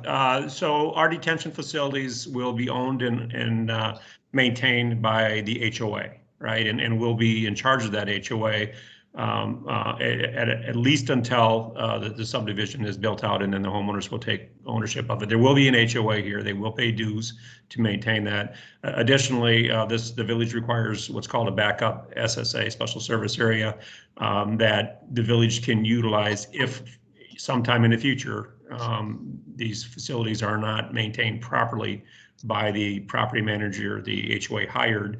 The village can step in and maintain them. in my 23 years with Crown, we've never, on any of our properties, even after we've left, that's never occurred. And we make sure that it never will, but it will be maintained by the HOA, every facility out there. Thank you. Okay, thank you. Mr. Burdick, you are up, sir.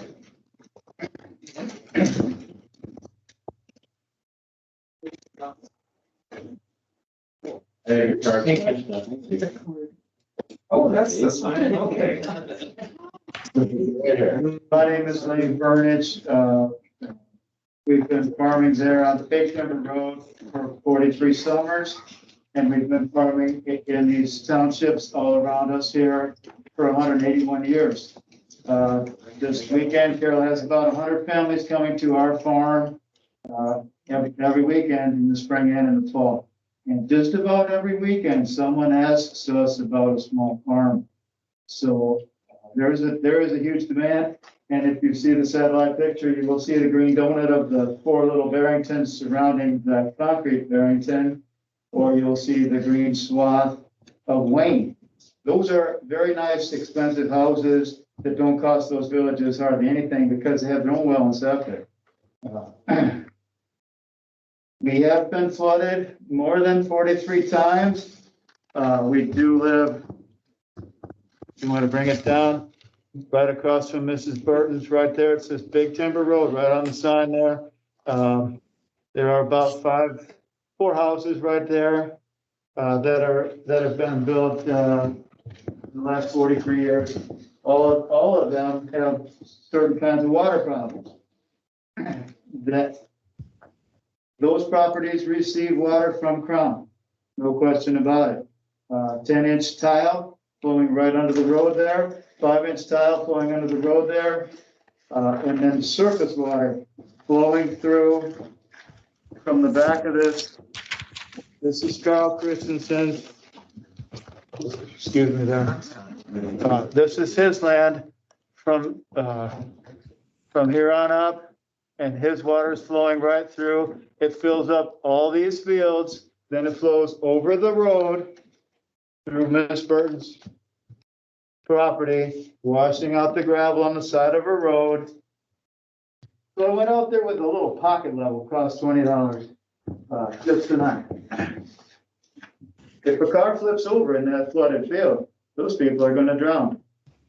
You know, I've seen kids rear into other cars in that roadway because it's 210 feet long, 4 inches deep of water going across, water splashing everywhere. And as you probably saw the picture of the front bumper, well, we were standing there.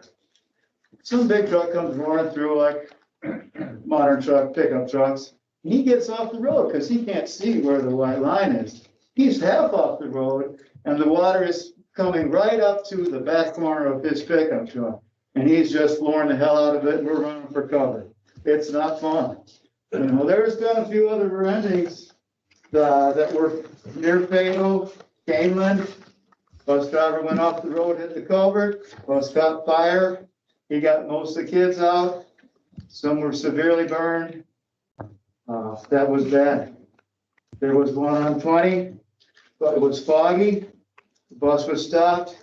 Tiny farm. Another little car rear-ended, another little car caught fire right behind the bus. People were burned to death. I skidded off into the field.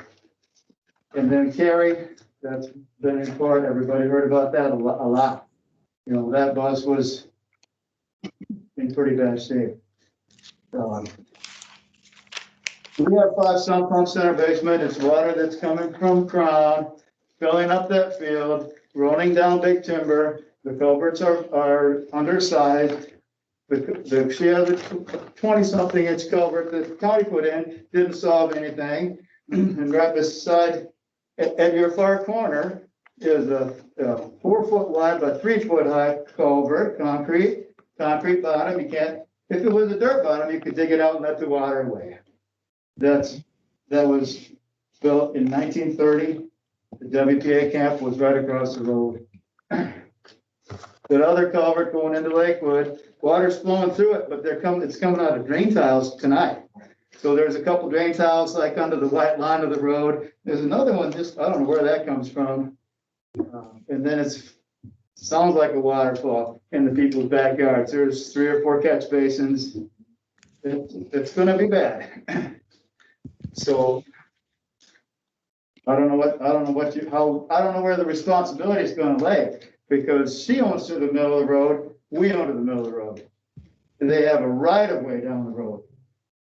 You know, so you could say, hey, Crown, how about some engineering? You've already done it all down that road. Because if you saw the first plan, there was gonna be a entrance to this subdivision right beside my house, right into your front yard.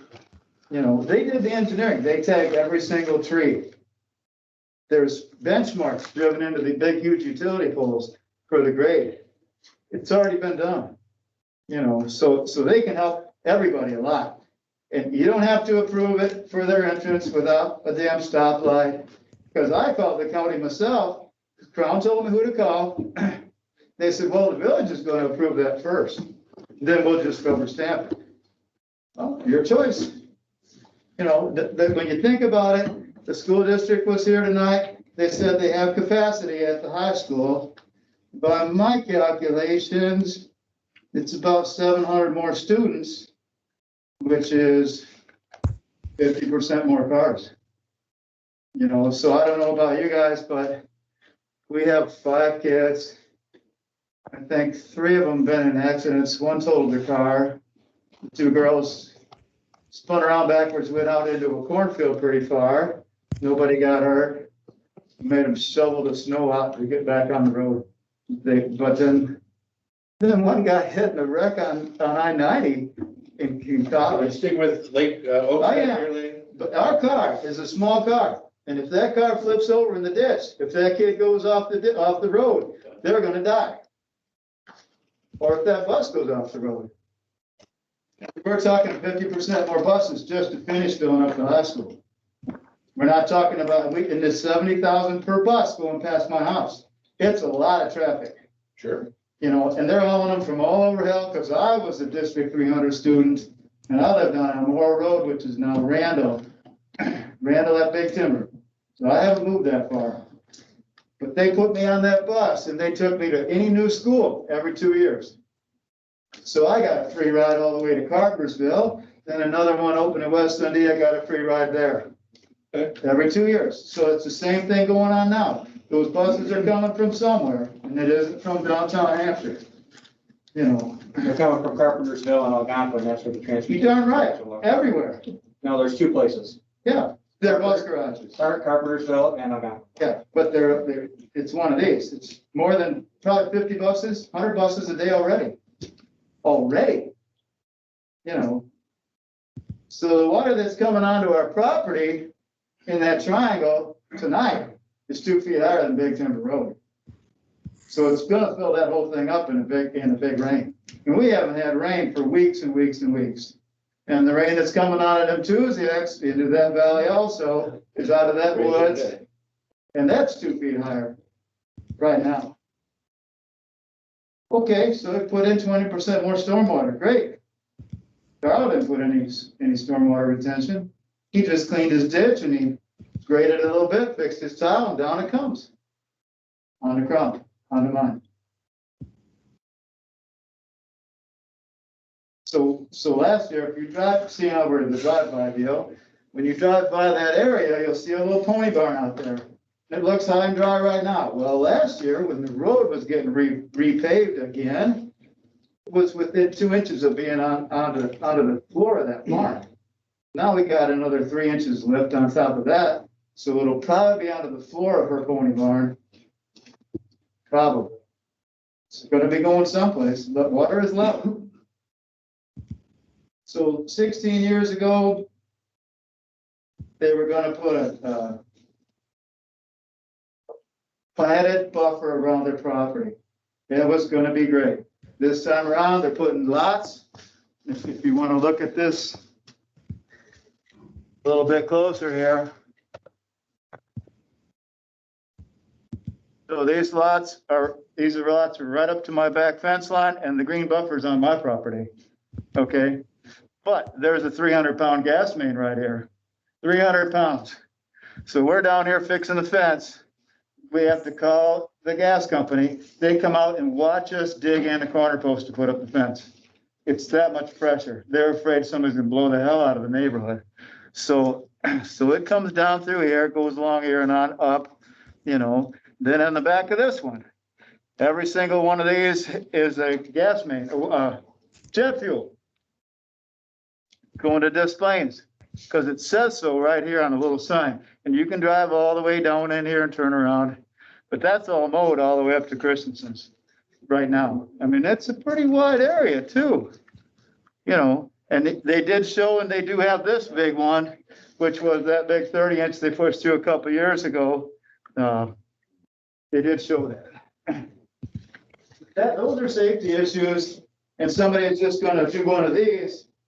Well, right by our house, that gas main is only 30 inches deep. High pressure, thick as a nickel.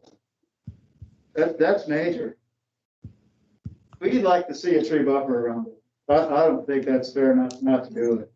Why should we have to be paying for their shit? That's not fair. So all those trees really were tagged 15 years ago or 16 years ago, and they didn't tag anything that was small. Well, even the little ones now are 6 to 8 inches. So when you walk through the woods, when you get that chance, you'll see these little tags hanging there, and you'll see them in front of her house and in front of, I don't know if they tag mine or not, because it's pretty hostile about it, but everything in the nursery, they claim they don't have trees in their property. Well, let me tell you, this chunk of the land is 60 acres of trees. This is a really nice piece of woods right here. Nice, natural, huge oak trees. It's all gonna get bulldozed flat, okay? But all this is trees. So trees that were planted before Stephen Enthusiast died are now a foot across. So I think you ought to go out there and ask them to recount them. Because there's whole groves of alders down below, and you can drive down to those yourself. If you drive down this driveway, and you see this gas main, and you come a little further, you'll see that grove of alders. Those are all about 4 inch. They come up on their own. They're a nice tree. There's oak trees, there's clumps of all kinds of trees out there. Like I said, there's a 5x5 culvert that's going into the Lakewood property. There's those maybe two small 20 inchers going across to the Donaldson's, which is that little red house. Somebody was there tonight. Miss Burton's got about a 24 inch. And then there's that 1931 that's 3x4. As you go out across that, and part of the reason that you're flooding so bad, because if you look at the trees they're saving right here, it includes this isolated grove of trees. Well, right about here, this water's gushing on down through, and this land is higher than big timber. Well, if it flows that way, it's going into their property. You know, that's a major deal. You can go out there with a hand level and see it for yourself, or you can ask them for the topos, or you can go on Topo's own, see it for yourself. You know, you can see it for yourself.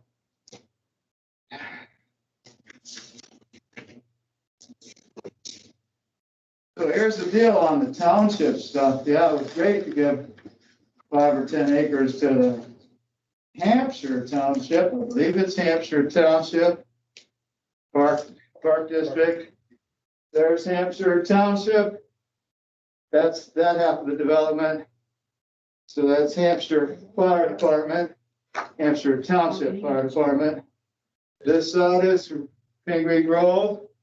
The last meeting I was at, Hampshire came on and said, oh, Pingree Grove's gonna be rescued by Hampshire.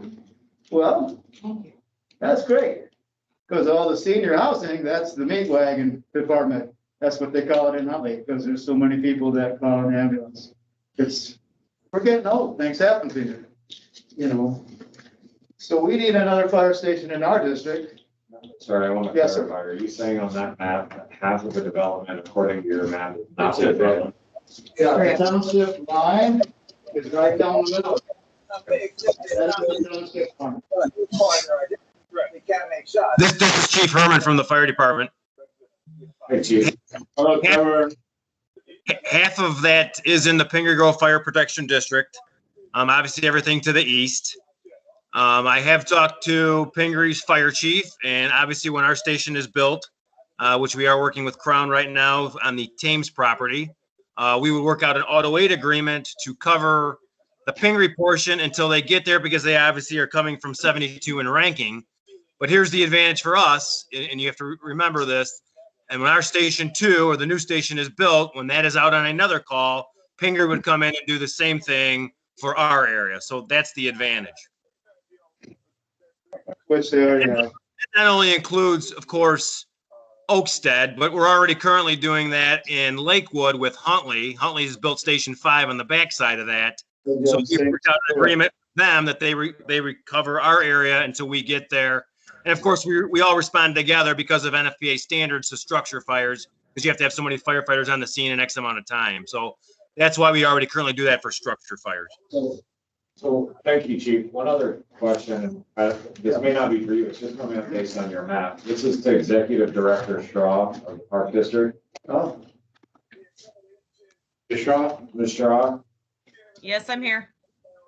Are any of the dedicated parks on this map, according to what the gentleman is showing us on this, it looks like they may be in the Rutland Township, not Hampshire Township. Are they physically within the Hampshire Township area if the township line goes halfway down this property? They're within our jurisdiction because all of this property was already annexed to the Hampshire Township Park District. So even all the way out to 47, that is already annexed to the Park District. It is, okay, all right, Yes. thank you. Okay.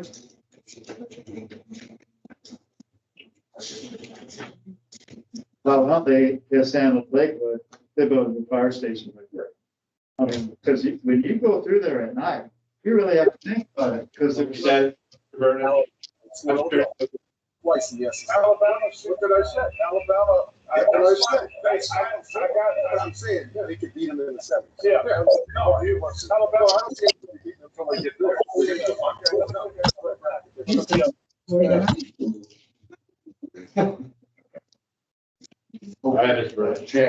Okay, so high density, a lot of people, no parking, cheap houses, backside of Lakewood. Can't get through. Crowded. So we need to think about that, so. I guess what I'm really asking about is all these buses that you're gonna approve to come down our road that are gonna be going through that high water. Maybe you could ask the county and work with the county to re-engineer that 91-year-old bridge and fix those culverts that are going to those 4 houses right there, get the water to go through. There's plenty of flow to get rid of the water in your ditch, because my uncle. Mr. Burnett, have you contacted the county? Yes, I have. Okay. Yeah. I think I saw you out there. Do you work for Crown? No. Do I work for Crown? Yeah. No. Just asking. No. Okay.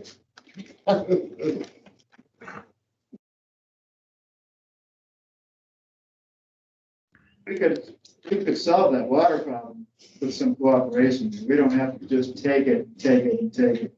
We don't have to have 9 or 10 acres of retention on our property.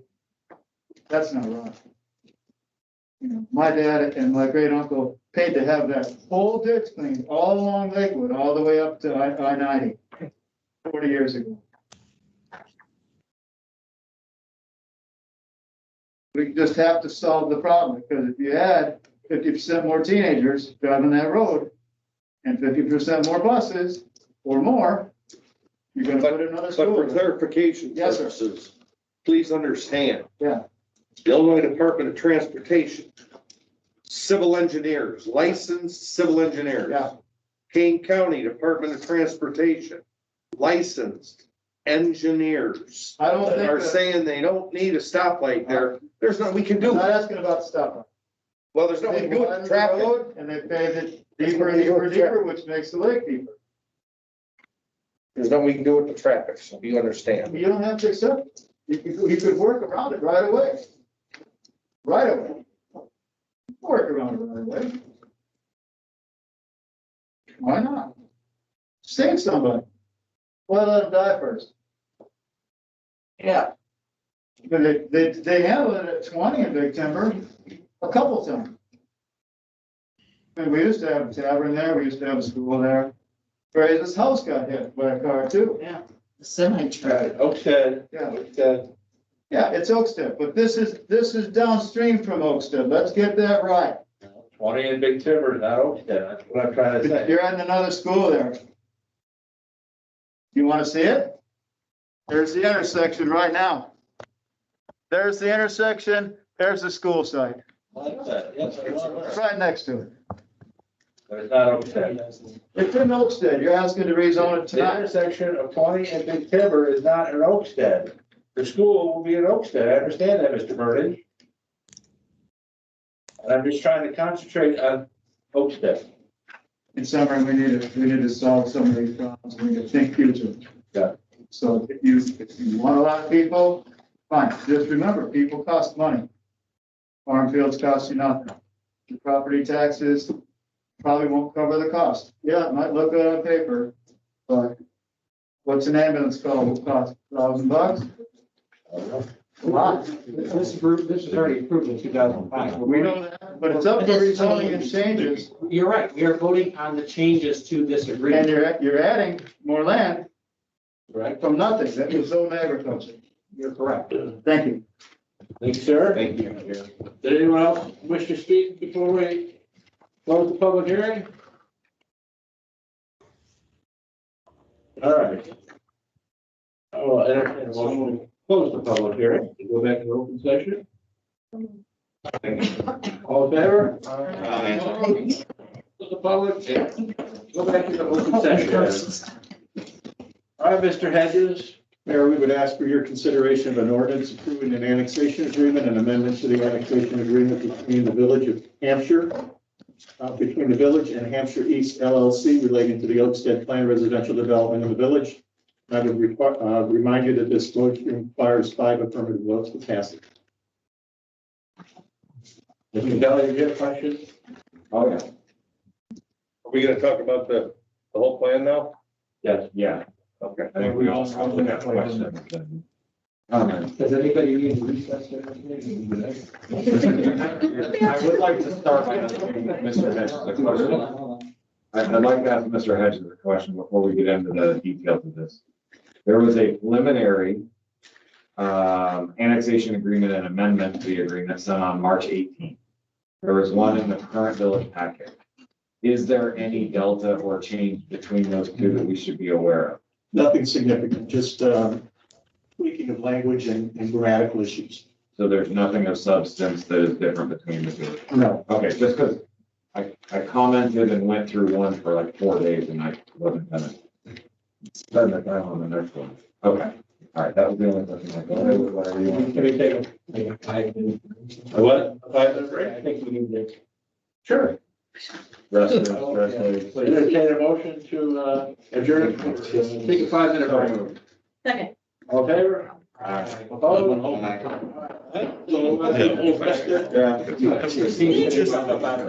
Just for a minute.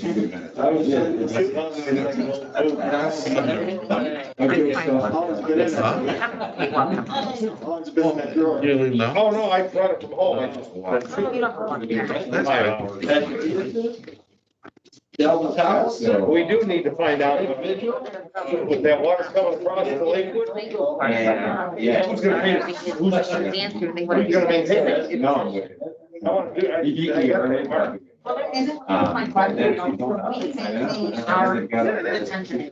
Well, you do now. Since we've taken over. That's just 2 years ago. Right. But if you guys are gonna dump water, I had both shots, so I'm safe. I thought it was interesting. If we're gonna dump all that water across the street in Lakewood, Yes, I thought it was too. are they gonna pick up any of the fees? Yeah, but you didn't. See, I know, I didn't. But ask your question. Okay, let's try to follow what you're saying there. So this gas main is on their property, Yes, correct? it is. Okay, so it's not on yours. It is, we own some of No, I know, I get that, but if they're gonna dump water across the street. So it's definitely going, it comes down here, it goes right across here. So it's in the back of these But lots. they did an extensive tree. And then this is an old main, but it had a leak in it, and I just this wanna is make all sure mowed all the way they across the plant back of oak these lots. If they rip So an oak it's down. pretty easy to park here and just walk all the way down there. This is, then you can oversee all the Christensen's farm, But but an oak oak. you can see all this way too.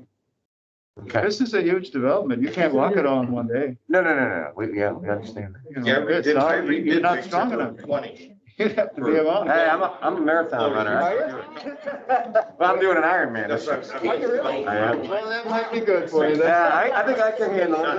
Really be good out there. That's kind of fun. I wanna know. So you were saying that they originally had a tree, basically a buffer of trees between what your property and their property? All the way around. Yeah, and then you'd like to keep that?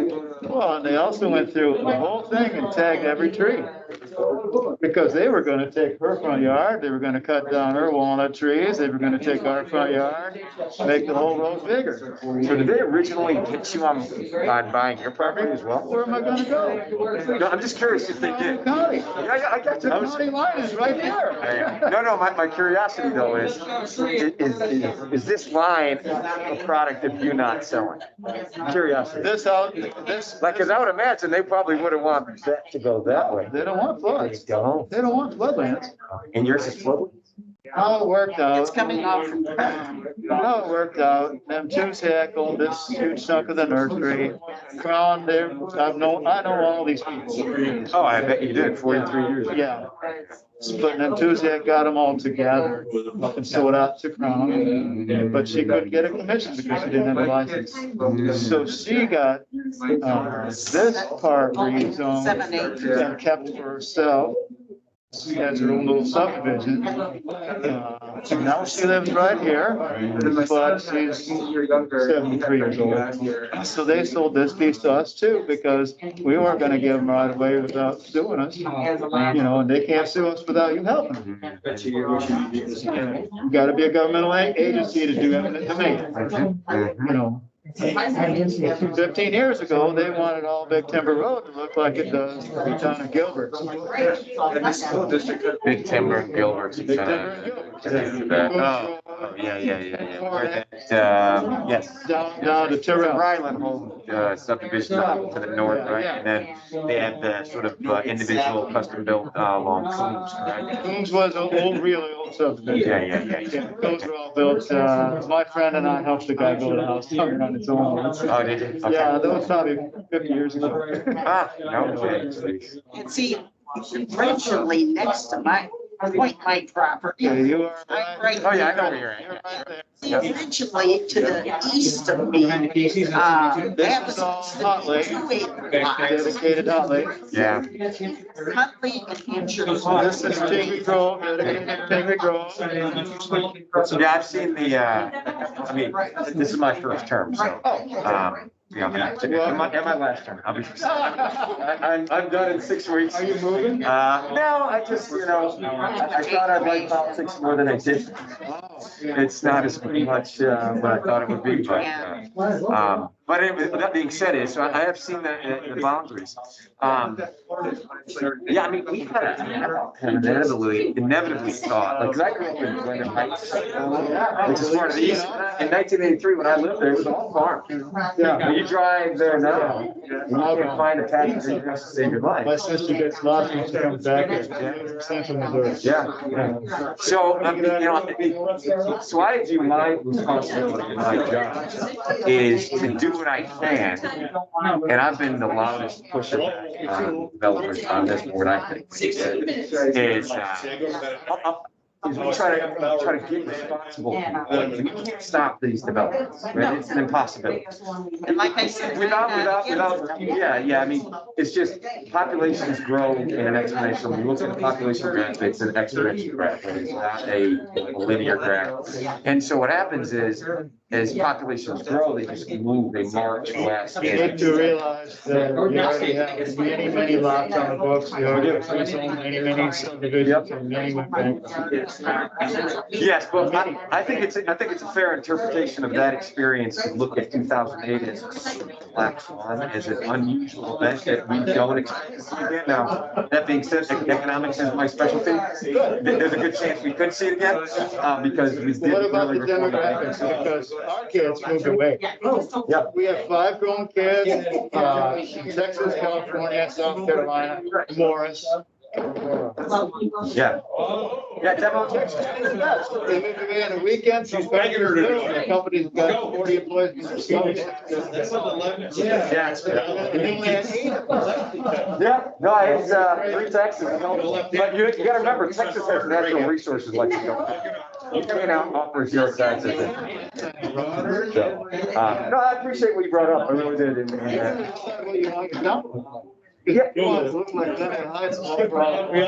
Well, yeah, okay, no, that's fair. We're not gonna keep it rural. That's never gonna happen. I mean, this is gonna, no, yeah, but it's not gonna stay that. I'd like to, but if I can't, they can't sell them, then it's just no good for us. I don't know. I've done my research. No,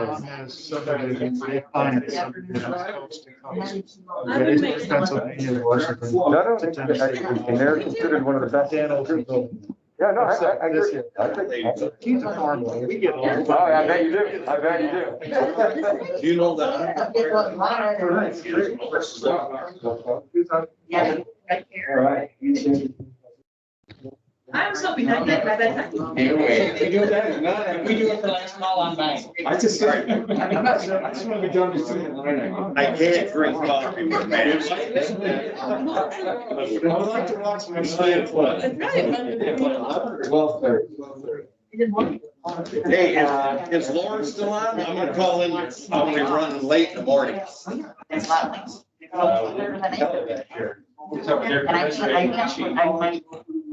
Toby, put your foot down.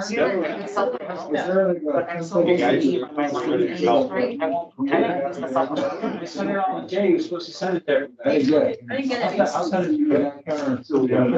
If you left out. Yeah, like it's like, Pioneer, enjoy Pioneer Farm, right?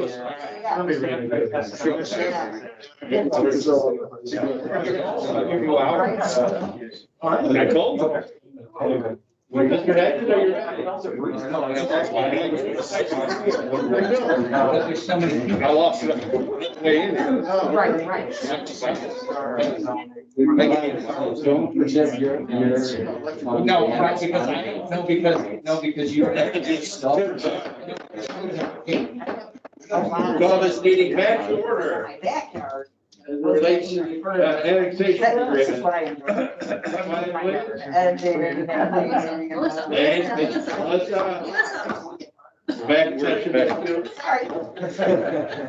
All right, questions regarding the agreement that's in front of us. Mr. Coe, you want to go first? No. All right, Mr. Kelly? I have multiple, so I'll just start with a couple and then I'm discussing. Cross mine off. So one thing I would ask for consideration, I'm just kind of going in order of the agreement itself. So on 3.6, when they talk about the terms of the tract 2 annexation agreement, they're asking that this agreement be binding for 20 years from this date of approval on. The original agreement is from 2005. Going from, if we look at, because this is an amendment and a new annexation agreement, if we go from the original one, that means that this annexation agreement process will have been in effect from 2005 to 2041, which is just shy of a 40-year relationship or an agreement of this, which seems like an extremely long time for 3 subdivisions that this applies to. And I get the 2007, 2008 housing crisis. My ask would be, is there a consideration to reduce from the 20 years and to do like a 10-year add-on or a 15-year add-on to the current end date rather than 20 years from right now? So if the current end date is 2025, I think is what it said. The current annexation agreement ends in 2025, that we would add 10 years to the end of that to 2035 for a couple of reasons. One, a lot can happen in 20 years. 2, this would mean that we would have given them or worked with this organization to build these homes for almost 40 years, and we're still not where we are. I think we're barely scratching the surface on Allen and Harmony Road. So I don't know that, it just 20 years seemed like a long term to have on this annexation agreement. So I wanted to bring that up for board, like to ask the board if everyone's okay with that, or am I the only one that's thinking that seems I have an issue with it as well. extremely long? I have an issue with it as well. I'm okay with getting on the original date, but not 20 years from today. Because if we do it for 20 years, I mean, this development, yeah, they can continue to build out for another 20 years without having any sense of urgency to finish it. Or build it out. Well, I would say the urgency is baked into the economics. That was just, theoretically, I get what you're saying, yeah, but. I mean, if we look at the housing for the last, we have realtors here, for the last 4 or 5 years, housing has moved back. The last 2 years has been extremely popular, right? People buying houses all over, rates lower than ever. And we have houses being built out here, but it's not like we just reopened a whole bunch of new sections of that subdivision. So Pinger's still not done. Pinger's done. No. They still got a lot of. Not the across the street. Yeah. But that's a new section. Their original That's section still is done, and it didn't take 20 years. The part on the, I'm gonna call it The north north side, side. that was part of the original plan too. Is this for just this development or for all of Crown properties? This applies to all Crown properties. They, This amendment only applies to Oakstead, and I would just tell you that, if the projection is they will pull about 5 permits per month, or about 60 per year. So it'll take almost 18 years to build out this property at that rate. So With that the would be number of houses. that would be typical of a project like this. And also I would add that Prairie Ridge has 1,800 lots in it.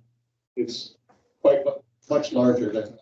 Right, and of the 1,800, they built out how many? Since About 180. 10%. in 4 years, 5 years. Now, 05 is 16 years.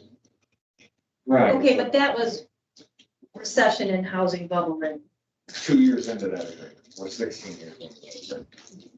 recovery was a long time. Yes, it wasn't an average recession. I mean, people keep calling it a recession, and because not getting into the economics of it, but it was, we'd just be grateful it wasn't depression. It was a borderline depression. Could have been. So, I mean, if you really look at, real estate's one of my areas of focus, you look at the line, I mean, obviously being the expert, but you look at that line, we didn't really get back. I would say 2015. 15, is when you start to look at the graphs, I mean, it was, we peaked in 07, crashed in 08, lost Lehman Brothers in early 09, late 08, but it took a full 6 years, 7 years to really recover. So, I get that. I get, no, I think it's a great point. It's not a concern for me. I think that there should be an engine built in to get them to finish this amount of money to get that out. And I think that will be enough of an incentive. It's possible. And remember, Crown can only go as fast as the home builders want to come here. So it's not like Crown builds houses. They sell these neighborhoods or they sell lots. They're developers. So they can only go as fast as the market warrants. But we also set transition and impact fees with the developer, not the home builder. And we're locking in fees and agreements for 20 years. That's a long time to lock in those type of agreements. It's not my concern that they're not going to have it built out in 20 years. It's that they're going to continue developing for 20 years. And what, if we look at the costs that are going to exist in 20 years now, 20 years ago, when 05, when the original agreement was done, did we think that our police pension was going to be $600,000? No, you did not. And if we did we think we would have agreed to discounting fees and impacts and revenues? Not to the level that they, we'd still want to find some common ground. Who's to say where we're going to be in 20 years from now? That's some of what I'm thinking about, because I understand how the work works, but the discounting of fees and structures lasts for this term. So if we're okay with that, great. I'm just raising that point that a lot changes when we're locking in financial numbers for 20 years. And that's it. And you should never discount fees. They make decisions on whether to come here for much bigger reasons. So that was more, it was like a topic for discussion. I just wanted to add. That's good.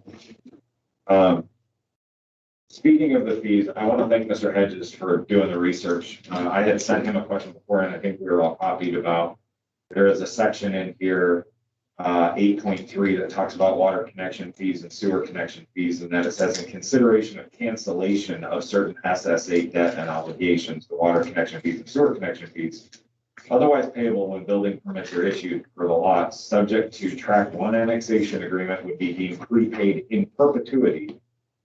And that the water connection fees for tract 2, we would pay over a certain percentage to the owner, which would be to Crown, as a reimbursement for prepaid fees that they've already done. I had asked Mr. Hedges about the prepaid fees, and he sent an accounting breakdown, so thank you for that. It looks like it's about 59.9 million. I also understand, though, that as of right now, and I don't know the year, maybe somebody can educate me on this, Kane County does no longer allow SSAs for infrastructure within development, correct? Allow SSAs for infrastructure. Like you can't, as a developer, take out an SSA. That's correct, yes. Yeah. And the village would not permit, I don't believe this board would permit it either. Correct. Well, and we wouldn't even be able to. So in this new Oakstead development, in particular, because there have been no infrastructure improvements done on site at this facility, any infrastructure that would be done, they wouldn't have been able to do an SSA anyway. They would have had to cover it and pass on the fee to the home builders or the lots that they're selling. There are things listed in here, listed as Oakstead improvements, like the Oakstead lift station. That I don't know if those have actually been done yet, since there's been no improvements. The Oakstead lift station is outfitted, but it's been dormant for 15 years now, so it has to be evaluated and brought on funds. But that will be a village responsibility for the 2010 agreement. It'll be our responsibility to upgrade and to finish that lift station, yes. That was negotiating the 2010 agreement, yes. But this current agreement supersedes all other previous agreements according to what this says at the very beginning of the annexation agreement. This shall be that portion is reiterated in this agreement. So the 8.9 million that they paid for isn't for finishing it, it's just so far, we're gonna pay for the rest of that. That's right. And do we know what that cost is? No.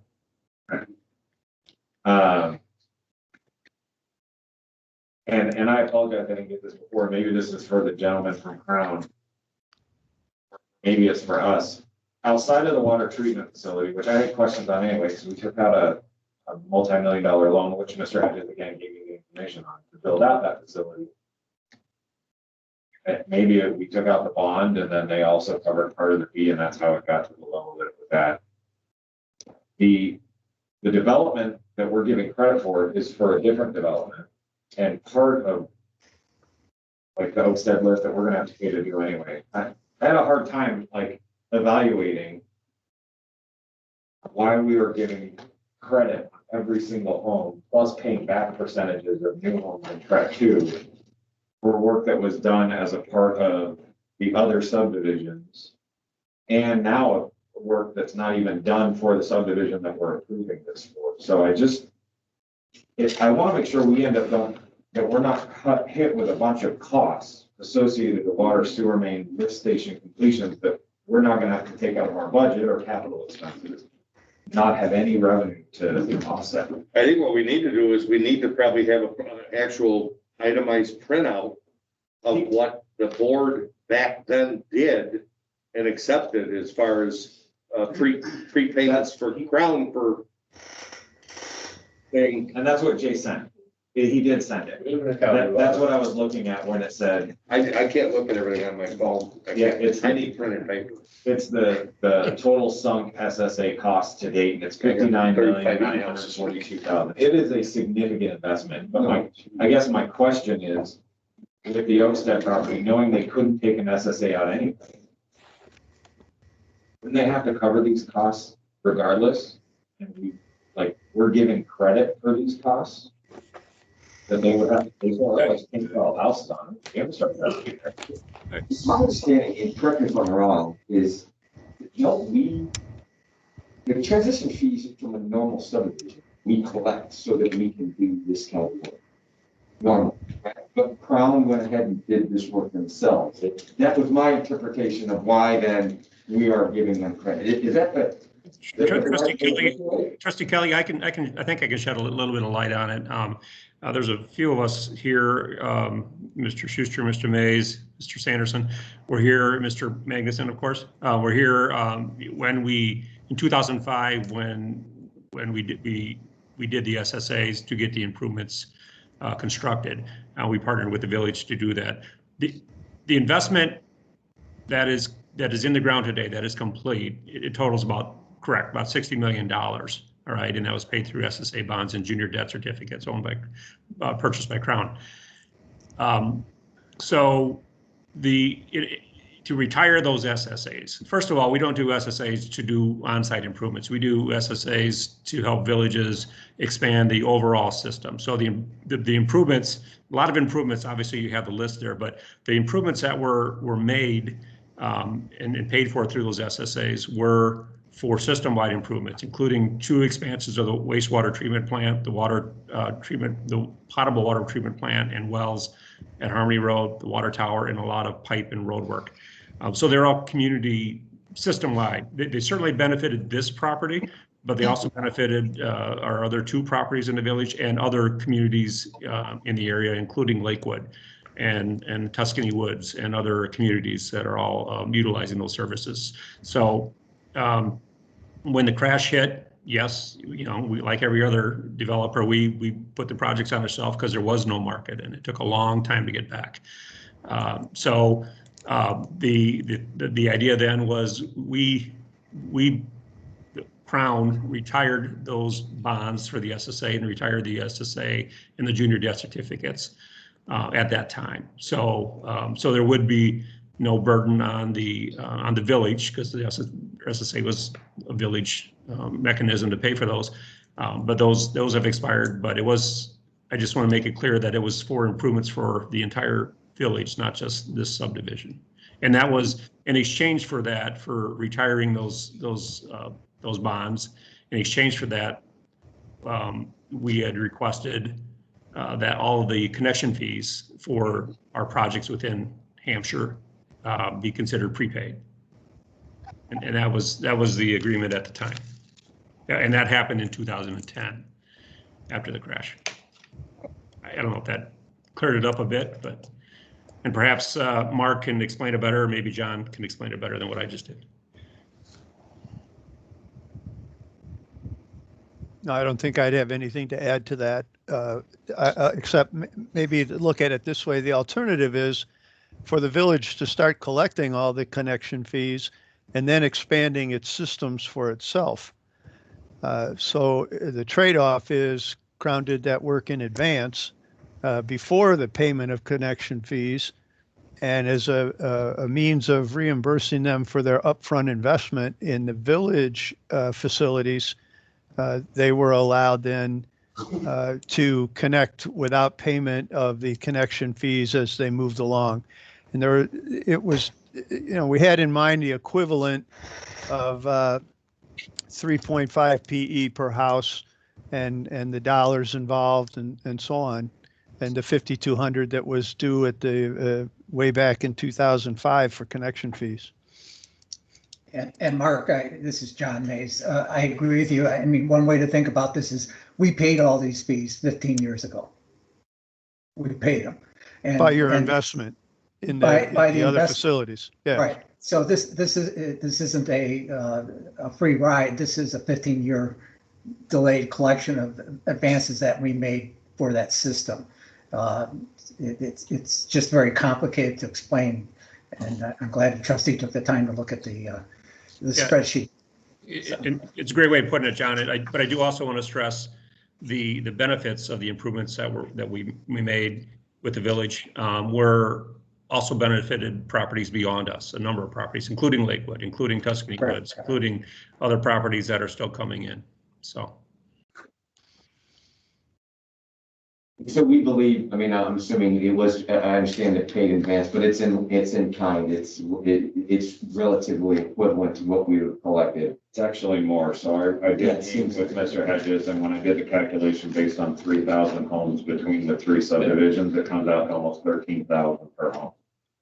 Which is a lot. Which is almost double what our. That was my belief of it, but that's good to have that number.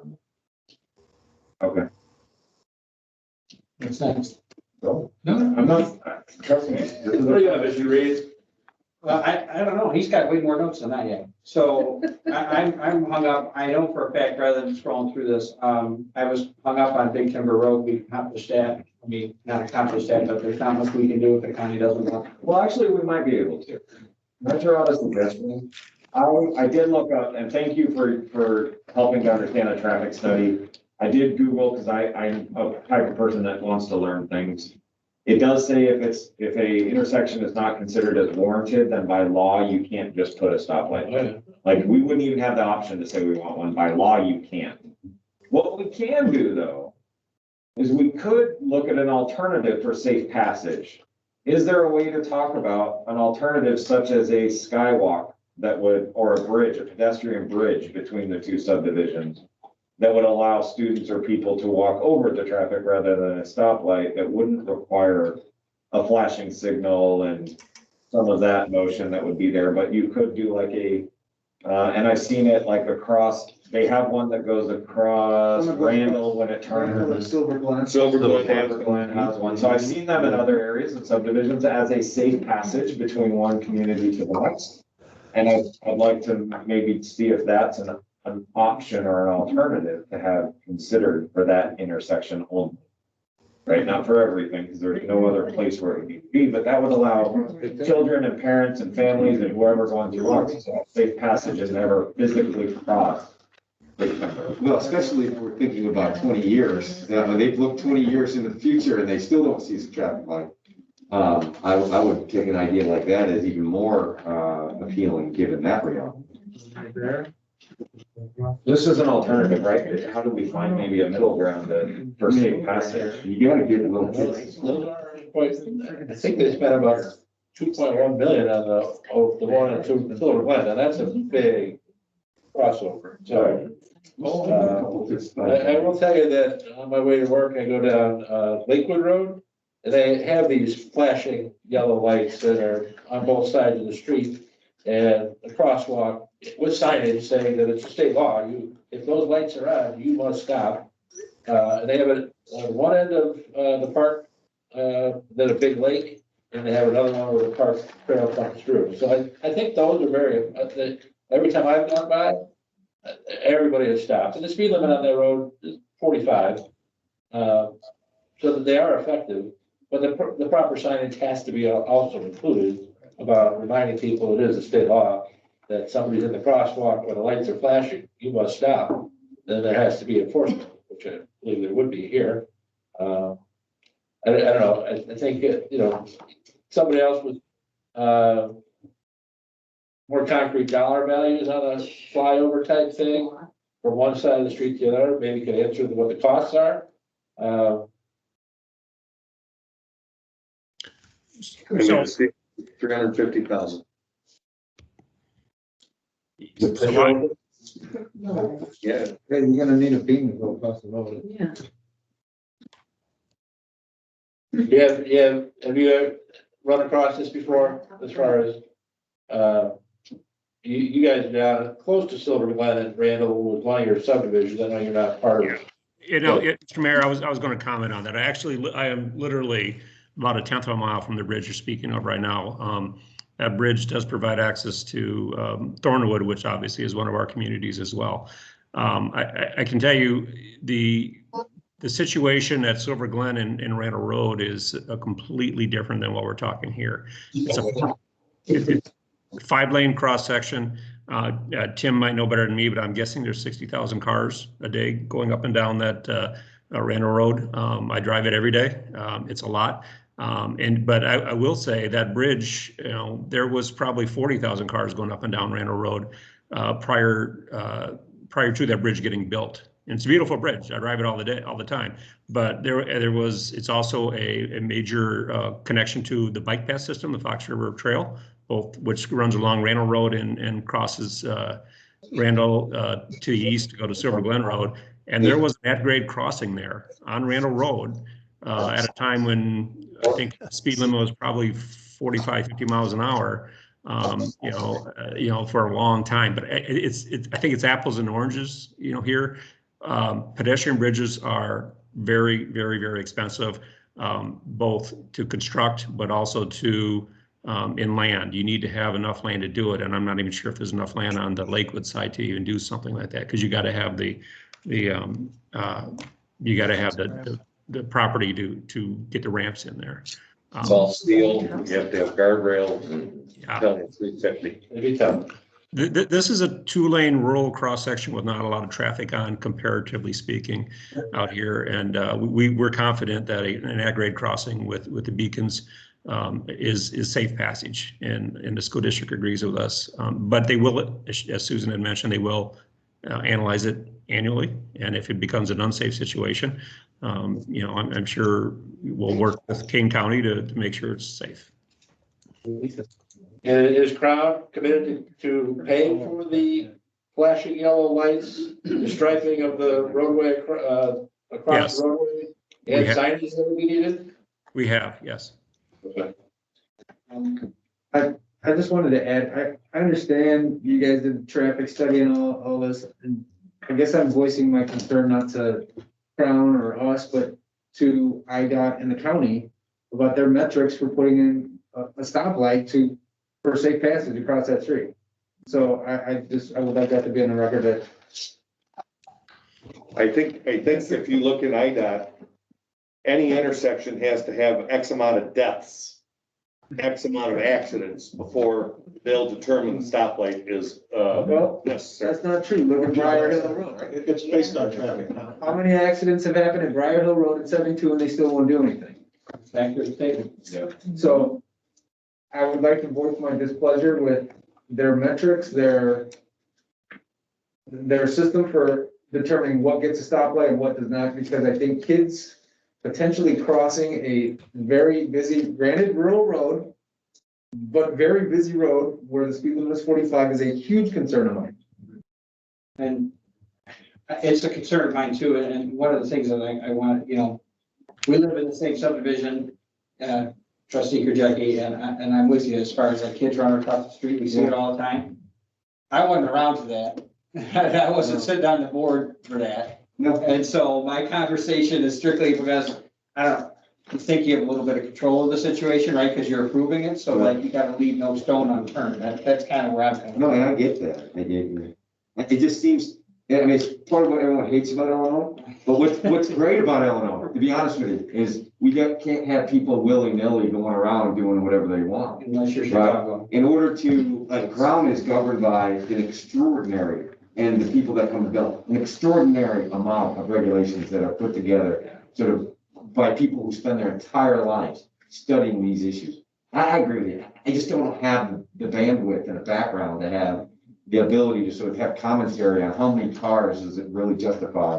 If it's my kid, dude, if someone on a moped's too much, and that's the way I look at it. But exactly. But I think your expression of your displeasure, I think, is totally appropriate and what should be on there. And you had commented earlier, what's it gonna take, like a year maybe before they realize? I'm not willing to risk that year of just one kid getting hit or killed by a car, or anybody. I know. Right, and it's just the laws don't give us any power. I agree. And I'm sure there's a monetary component that's driving that too, that's even more aggravating, right? And we can talk to our constituents who don't like to pay taxes, so we're underfunded all the time.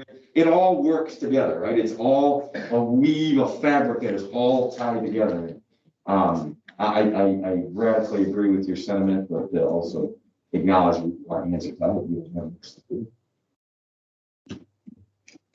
One of the things when I talked earlier about the length of this agreement, one of the things to take into consideration if we're looking at this also is that there are multiple points within this agreement that it reiterates that this agreement shall supersede any ordinances or new changes from the village. within this property. So if 15 years from now, and there's a part in here that I highlighted, if 10 years or 15 years from now, let's say 15 years from now, the village passes an ordinance for whatever reason, dealing with residential areas, those ordinances shall not apply within this. First one's on page 14, highlighted. Yeah. And so just so everybody is aware of that, it's not just the fees and everything else. It's any decision made in ordinances and regulations and anything that this village does. It clearly states in this agreement that this agreement supersedes any of those changes. Well, I want to ask about that. 5.2, page 14, conflict with village ordinance, the standards shown on the preliminary development plan shall be the control. I have issue with that. Just as he explained it. Mr. Schuster, is it standard language? Is it standard for these types of development questions? Or agreement? Well, it's typical for the developer to, especially with a planned development where the entire development is subject to its own special rules, to bargain for the control of the plan over the other applicable or could be applicable village code provisions. So my answer is yes, that's typical.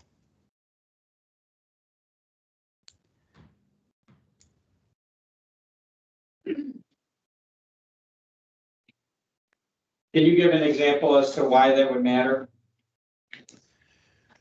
Ooh. Put it into some context, Well, maybe. not in particular. I mean, I believe it was Trustee Kelly, or maybe it was Trustee Cole, said that there could be a change in the village code or village building code somewhere down the road. But what a developer in Crown's position wants to know is they're building, as they're marketing these different pods, they have something that's locked in that they can market and count on, not changing things up somewhere in the future that would have some effect across the board or across the board for the parts that they hadn't sold yet or something like that. So they want to know what they're dealing with. I have more questions. Go ahead, Mr. Cove.